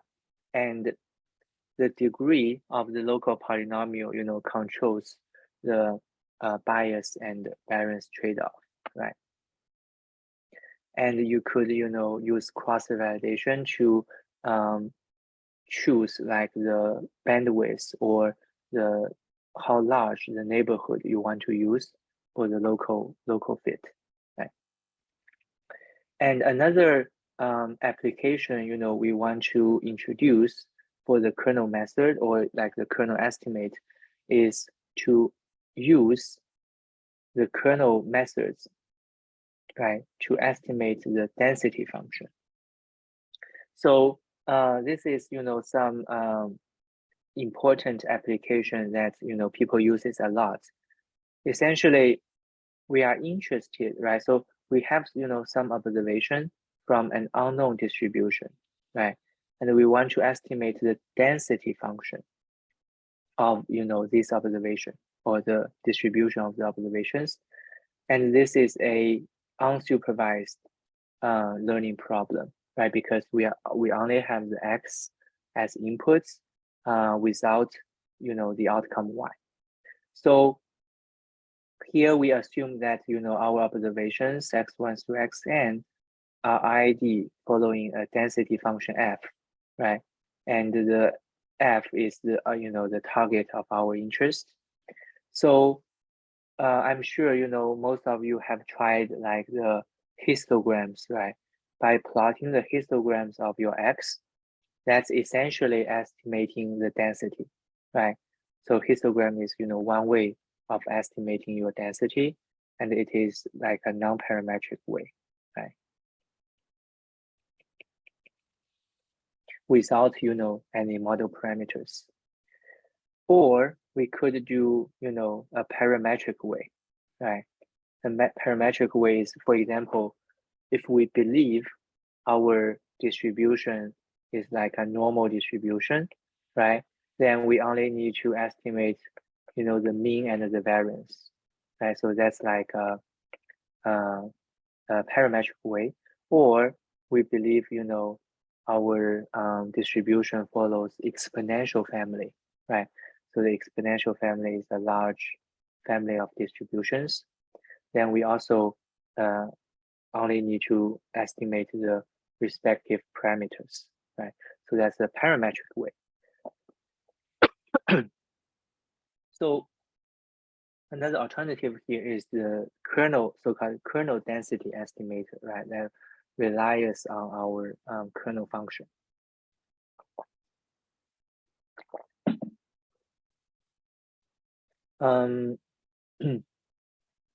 So we want to, introduce our kernel density estimator from the histogram estimator, right?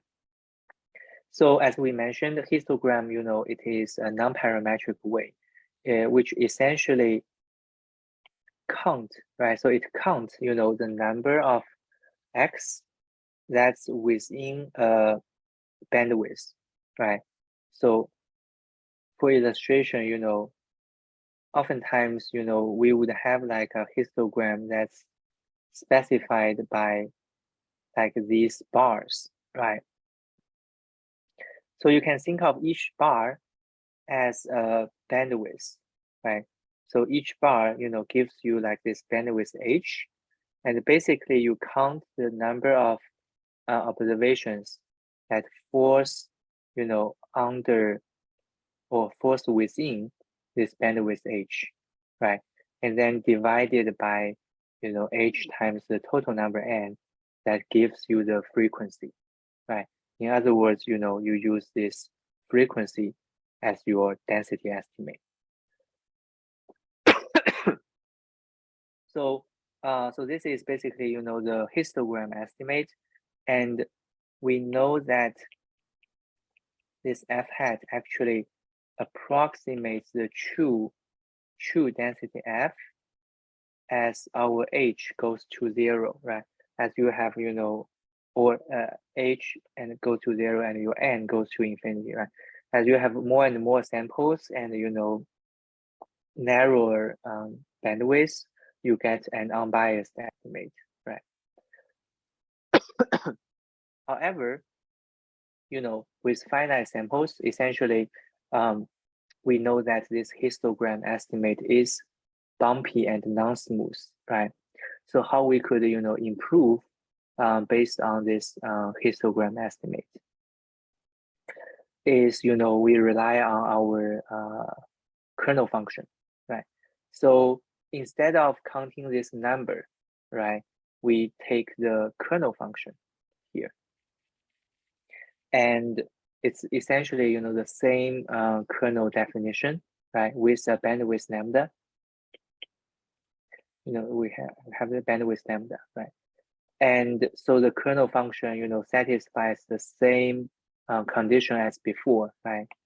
The integral equal to 1 condition, the symmetric condition, and also implicitly, right? So it also has the finite variance condition as well. So, so with this kernel function, essentially, you know, our f hat estimate would become more like smoother, right? And so here, you know, if we take the Gaussian kernel, for example, right? Gaussian kernel where phi is basically the Gaussian density, right, with mean zero and standard deviation lambda, so that we, you know, smooth out like this the frequency right, within each bandwidth. So here, lambda specify the bandwidth, right? In other words, basically we have x minus xi is, you know, within the lambda range. Yeah, if we take the absolute value, we only need one side of this, right? Less than or equal to lambda, for example. So let's see.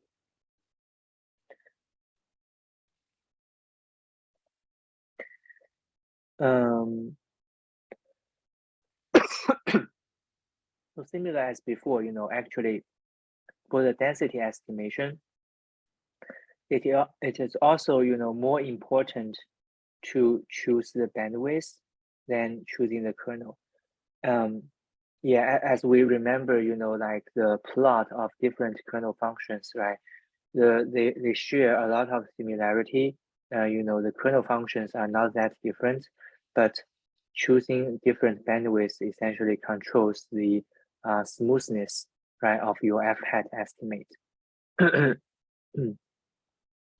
So in theory, right, in theory, you know, Apnik-Nikov kernel may be preferred in some cases as it might minimize the asymptotic, you know, mean square error, something like that, right? But in practice, you know, you could use other kernels as well. Here's the efficiency, right, compared to Apnik-Nikov. So they're not that different, right? Everything is, you know, above 0.9. So in terms of efficiency, they are pretty similar. But there's a rule of thumb, you know, in terms of choosing lambda. That's basically you want your lambda hat is proportional to the variance estimate, right? So here sigma hat square is essentially the sample variance that you can calculate from your x1 through xn, right? Sample variance. So it's proportional to sigma hat, and also, you know, inversely related to your sample size, right? In other words, with more samples, essentially you could choose a smaller bandwidth because, you know, you would also have like a similar number of samples within each bandwidth, right? And if you your sample size is small, then you might want to choose a larger lambda. So in terms of the R implementation, you know, we have the hist function, right? Gives us the histograms. So, you know, in the hist function, you can also specify the bandwidth, you know, if you do not want the automatic result, right? Or the breakpoints, right? Breakpoints, you know, if you want specific breakpoints where you define the intervals, right? And then the density function, you know, gives you the kernel density estimate. And I believe the default is the Gaussian kernel. Okay. And the log fit is, you know, also something you could check out. It performs both local polynomial and the density estimation, right? So once again, you know, you can use the South Africa heart disease example, right? To try out to try out the kernel estimates. Yeah, sorry, I didn't include the example here, but because these are essentially nonlinear relationships, right? So they are suitable, for us to try, the lowest, right, or the log fit, these functions. Okay. So now in terms of, we want to summarize basically what we have learned as, the univariate nonlinear models, right? So to combine the univariate models, the idea is, what we have mentioned as the additive model idea, right? Univariate models, right?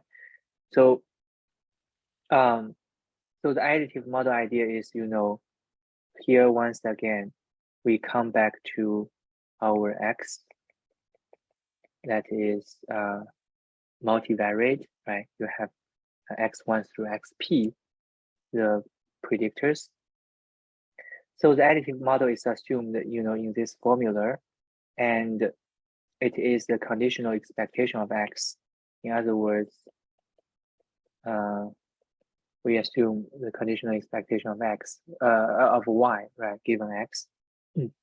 It has a a single intercept, right? So the alpha is a constant representing the intercept, and different fj, right, with respect to each of your predictor.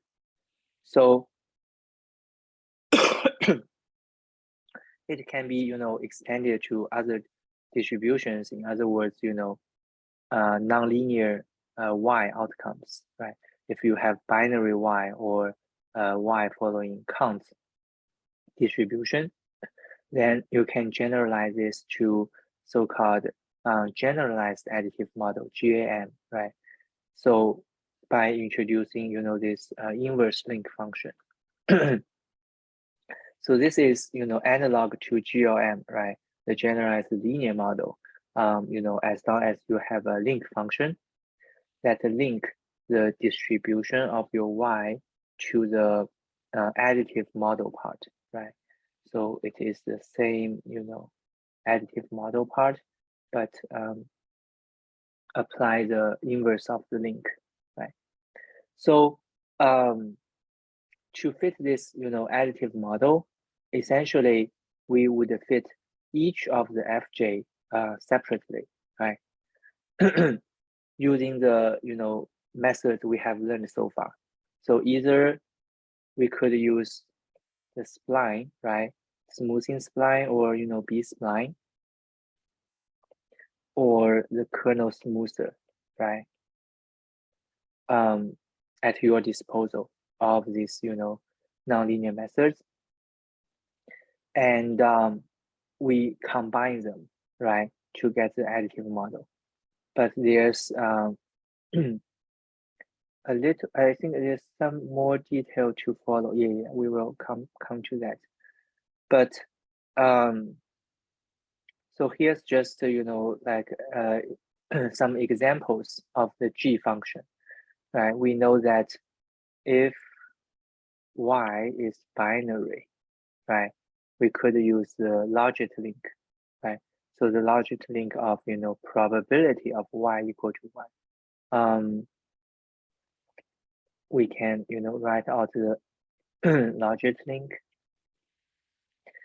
as log of P over 1 minus P, right? That's the logit link for binary outcome.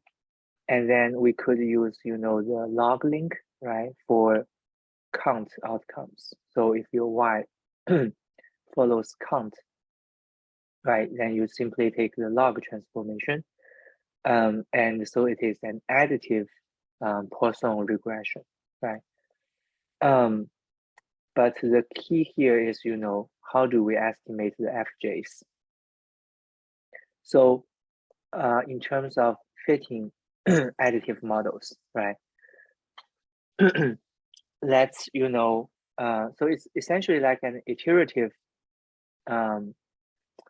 algorithm, and it's listed in the ESL book. At the very beginning, right? I mentioned 2 textbooks, and the ESL is the Elements of Statistical Learning book, right? Learning book. It's algorithm 9.1. In other words, it's chapter 9, right? That we talk about how to fit additive models. So for illustration, we consider continuous y, right? And maybe plus an error term. So we start with this initialization, right? We can assign alpha hat to be simply the average of our outcome, right? That's the initialization. And we initialize all the fj to be 0, right? And then we do this, cycling through the following steps. That's like an iteration that we want to carry out, right? So we fit one component fj hat at a time to the residuals, in the current step. So after initialization, your residuals, we denoted by R, right, at step 1, is basically, your Y vector. Sorry, your Y vector minus the mean, right? This is the current residual. And basically we fit, this R1 to our xj, right? Each one of the xj at a time. So we use, a smoother in the sense of, whether it's a spline or it is a kernel smoother, right? Then we get our fj hat. And another thing is, we want to normalize fj hat to have mean 0, right? Otherwise, your intercept alpha is not determined, right? So we always want fj hat to have mean 0, and we could, update our residual, right, as well, right? So for example, we have, the residual in the next iteration would simply be the residual from the previous iteration minus your current step of fj hat, right? So with the updated residual, essentially, you fit it to your next xj, right? You want to cycle through all the predictors that you have, and so we can stop this iteration when all the fjs have minimum change, right? In other words, your fjs, they converge in some sense. So let's see. Yeah, so this is just another way to write this algorithm, right? So we initialize alpha hat to be y bar, the mean, all the fj hat to be 0. And we call this backfitting because, every time we use the residual to fit the model, right? So Sj is the smoother that we choose, right? Whether it's a spline or, kernel. But by the way, I believe, so in most application, right, you should fix your Sj. So for example, for one predictor, you use a B-spline, right? Then, you should use B-spline for the whole problem for consistency, right? If we use kernel smoother, for one xj, then yeah, you should choose the same kernel smoother for all of the iterations. So that's just for for consistency, and so that you should get convergence more easily, right? Then this step is basically to guarantee that the mean that's just right. So this is to guarantee the mean of fj hat is 0, right? So by you minus the average, right, of your fj hat, so the mean is 0. So like every step, right? So at each step you fit your fj hat and then you update your residual, right? So essentially this is the residual that you update. We can call this RJ, right? At each different step. So we can consider different step S, right? So this is the backfitting algorithm, to the additive model, right? Or generalized additive model if we want to. So, so if we extend this to nonlinear Y, right? There's a little bit more complication, because this residual update RJ here, right? The residual update here is for continuous Y, then the definition of the residual is straightforward. However, with nonlinear Y, right? For example, you have binary Y, how would you define the residuals, right? So the idea is that, we would define our a linear predictor, right? In other words, the eta hat values. And so let's take, the binary case, for example, right? So for the binary case, we would use the logit link, right? This is essentially the logit link. And alpha hat is, like the initial probability that we assign, right? And so after, we update the eta hat, the linear component, we can subsequently update the probabilities, right? P hat that we that we assume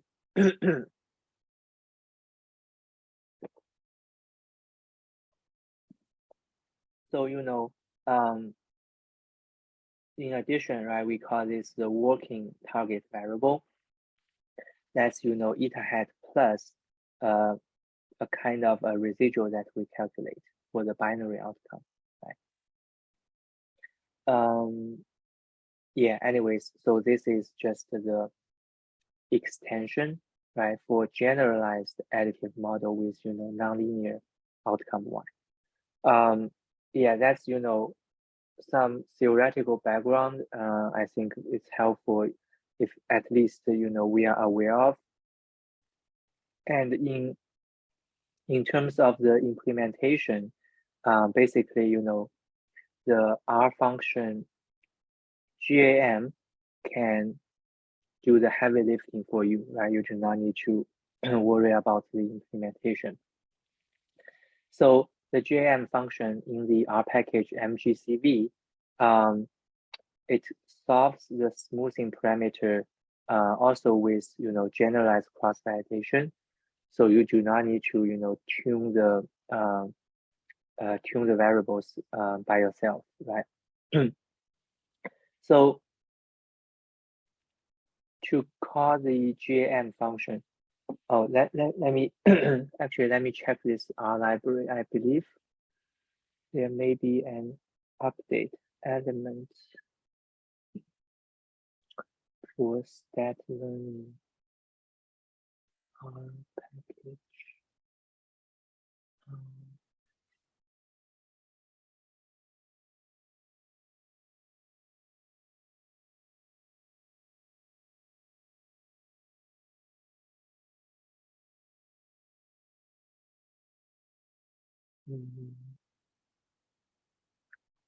Yeah, I believe this is like an outdated R package, but should there be an update?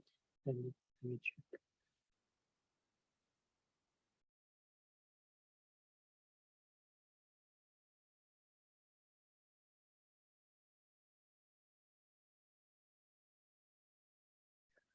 So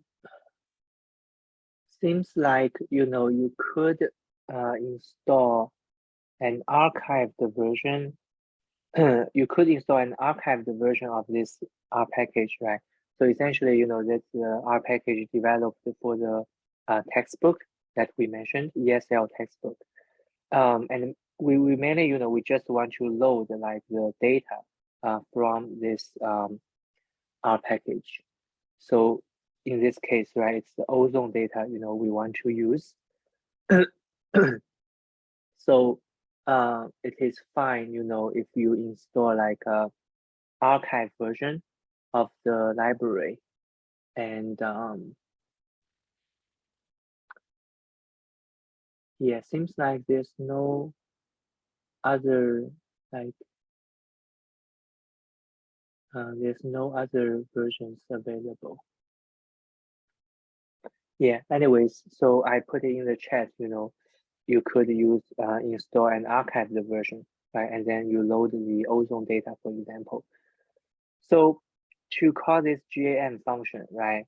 Essentially, you have your outcome, that's the ozone level. And so the S function, right, specify the smoothing curve, or the smoothing function you want to fit to each of the predictor you have, right? So essentially radiation, temperature, these are basically the X1, X2, X3, the predictors that you have in the data. Wait, yeah, I thought so after, you fit this model, you can plot your fitted model, and essentially it will give you, each one of the F1, X1, right, F2, X2, each one of these, smooth function that you fit. So, definitely try out this example. You will get a sense of, how the smooth curves fit to this data. Okay. Yeah. So I think we are pretty much, we're finished with the splines and the kernel, these two topics, right? So any questions regarding today's lecture?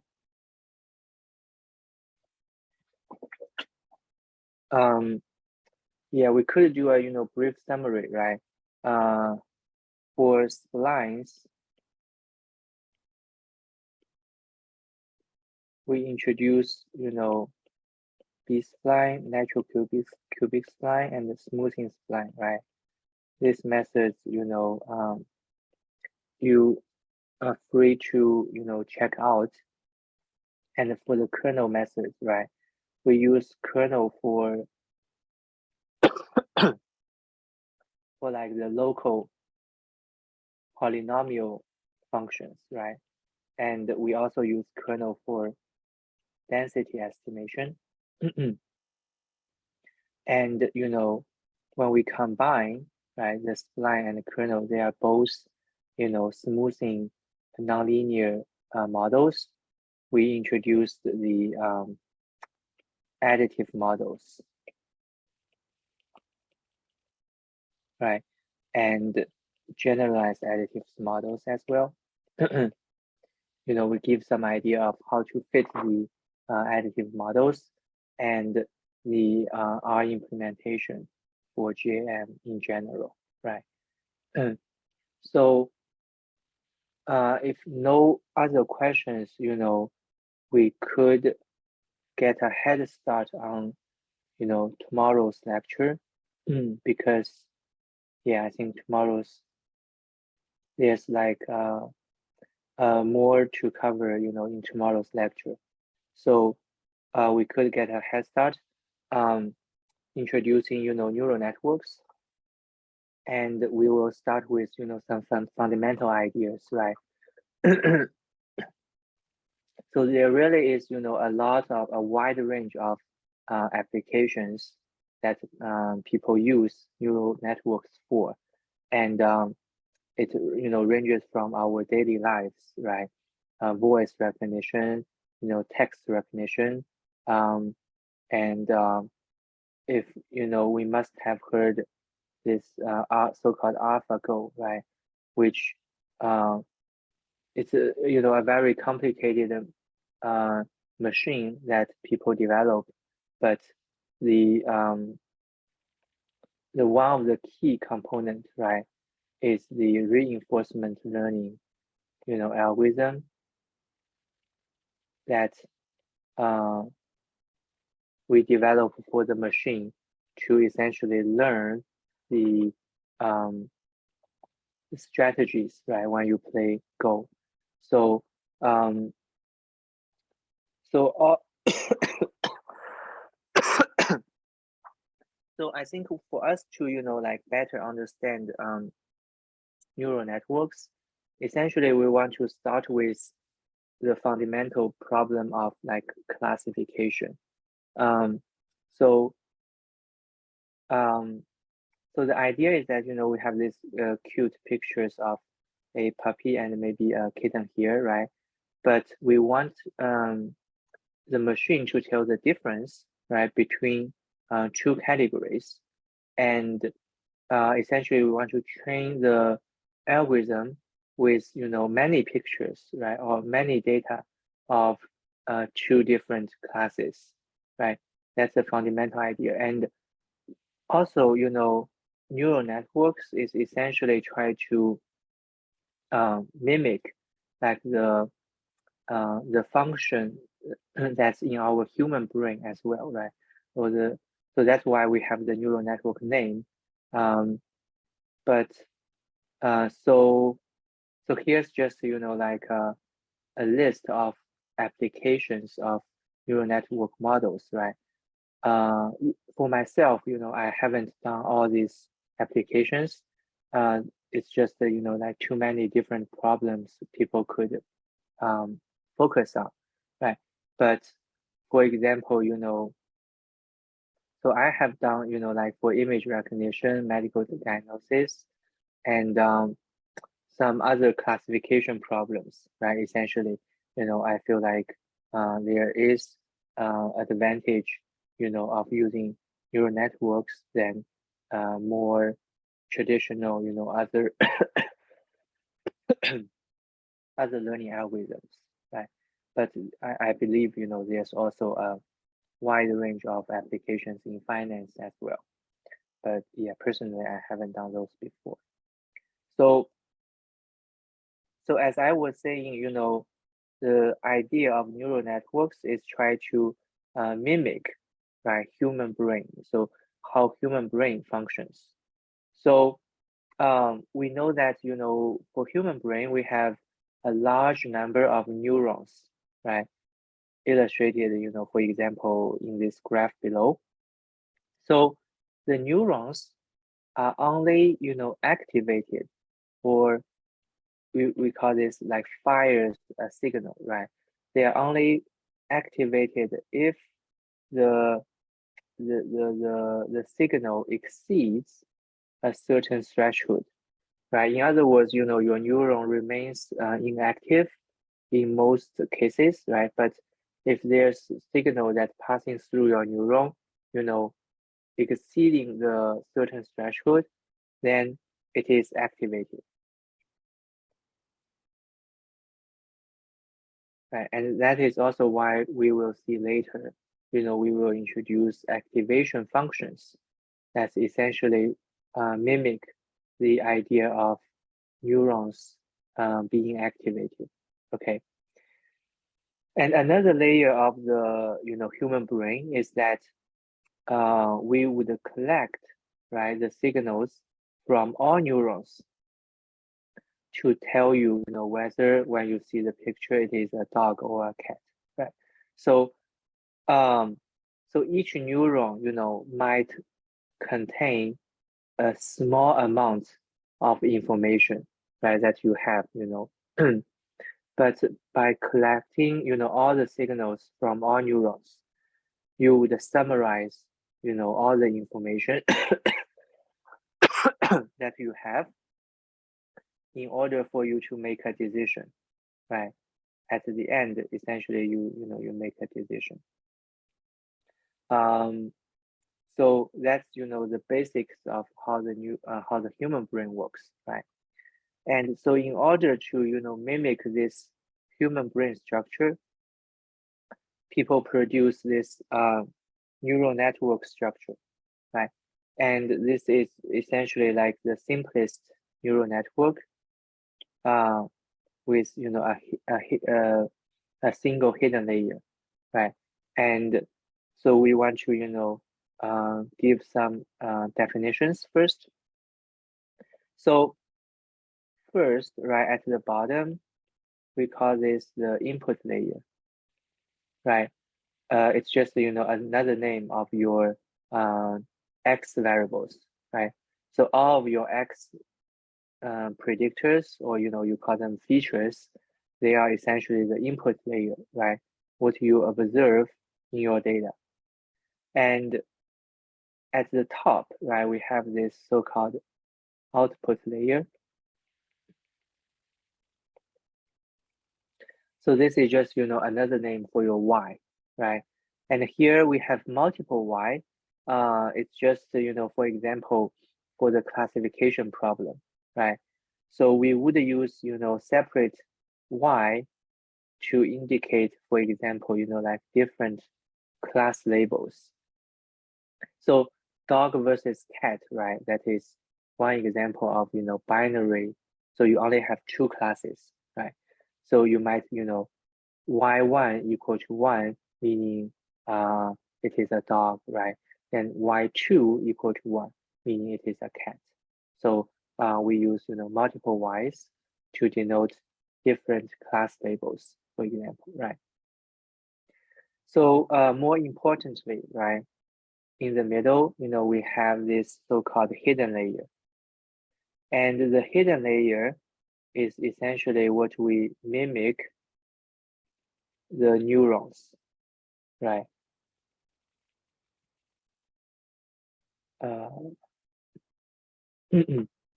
So, and actually we call this each one of the Z, right? Z variable, we call them the neurons, and directly, from the biology literature, right? So the idea of the neurons is that, each neuron, right, they collect information from all of your inputs, right? So for example, this single ZI, right, it collects information from all of the inputs. And then, it also outputs information, right, to the different classes as well. So, so this number of neurons here, right, it's not necessarily related to the number of input you have, right? You could have, a large number of inputs, but, fewer number of neurons.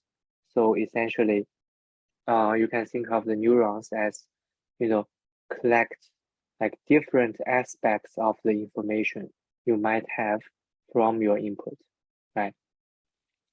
So this is, the basic structure of a neural network. And so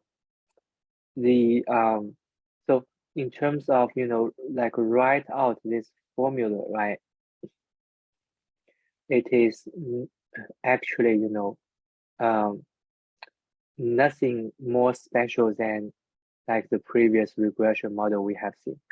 So in other words, we can just think of neural networks as a special case of the regression model we have learned. Okay, they just take a special form. So to wait, maybe given the time, actually we can, you know, try this. We can try this website. Let me see if yeah, I can. You know, I can, you know, share it in chat for you to try it out by yourself as well. TensorFlow, yeah. So TensorFlow is, you know, a Python implementation of neural networks, but basically, you know, it shows you, right, how the neural network works. As we have introduced, right, you start with, you know, your features on the left, right? That's, you know, your x1 and x2. Yeah, sorry, I cannot.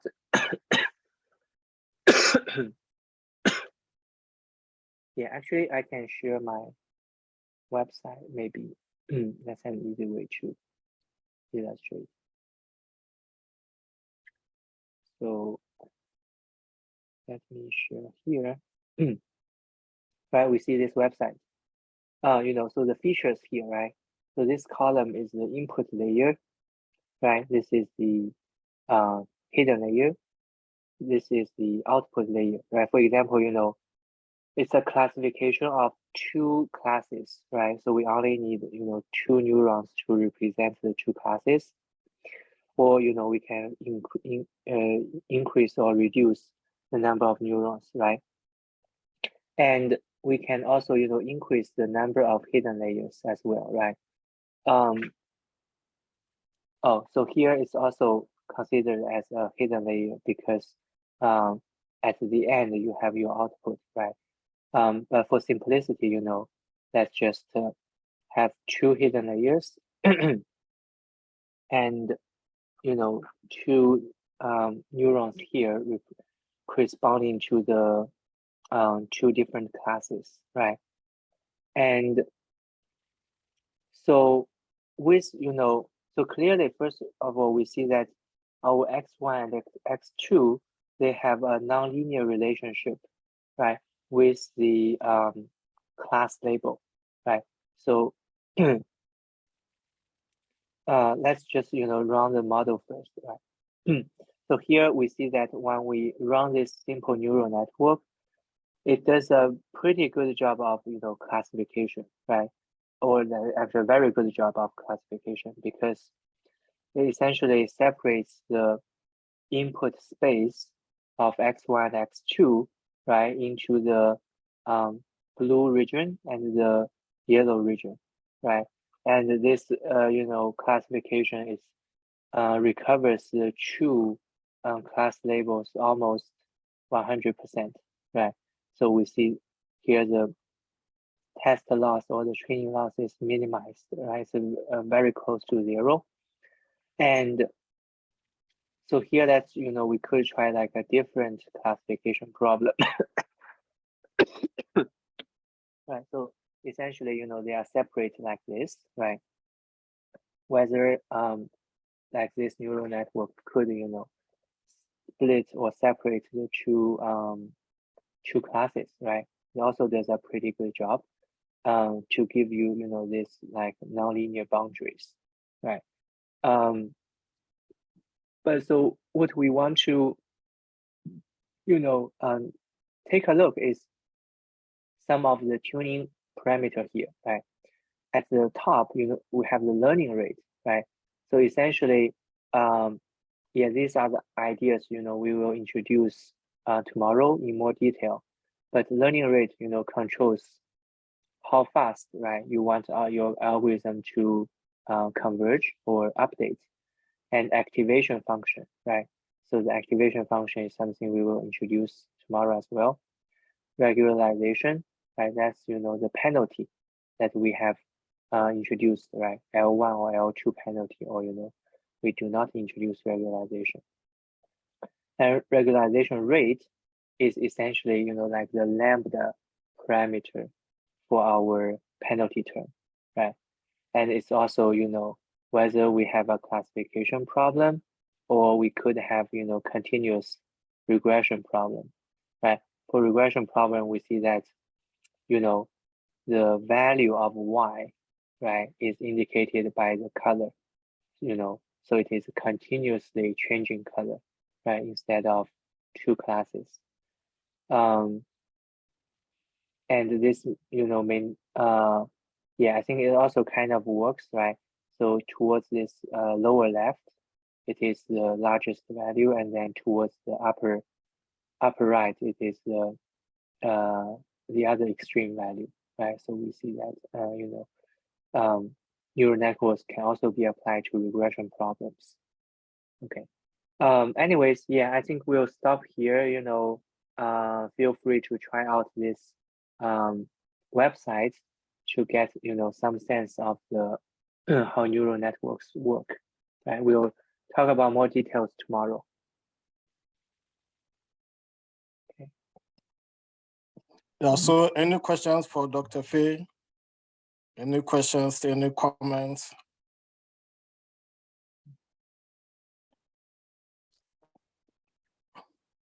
Yeah, feel free to, you know, bring questions tomorrow. I'm happy to answer as well.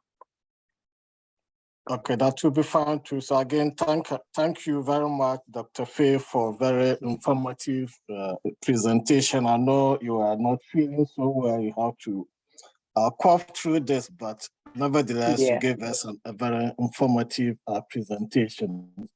So again, Yeah, thank you all of you also for coming, and then we'll see you same time tomorrow for a continuation of this presentation. Mm-hmm. Yeah, thanks. I see you tomorrow. Yeah, thanks. Yeah, great session. Thanks. Mm-hmm. Yeah, thanks. Okay.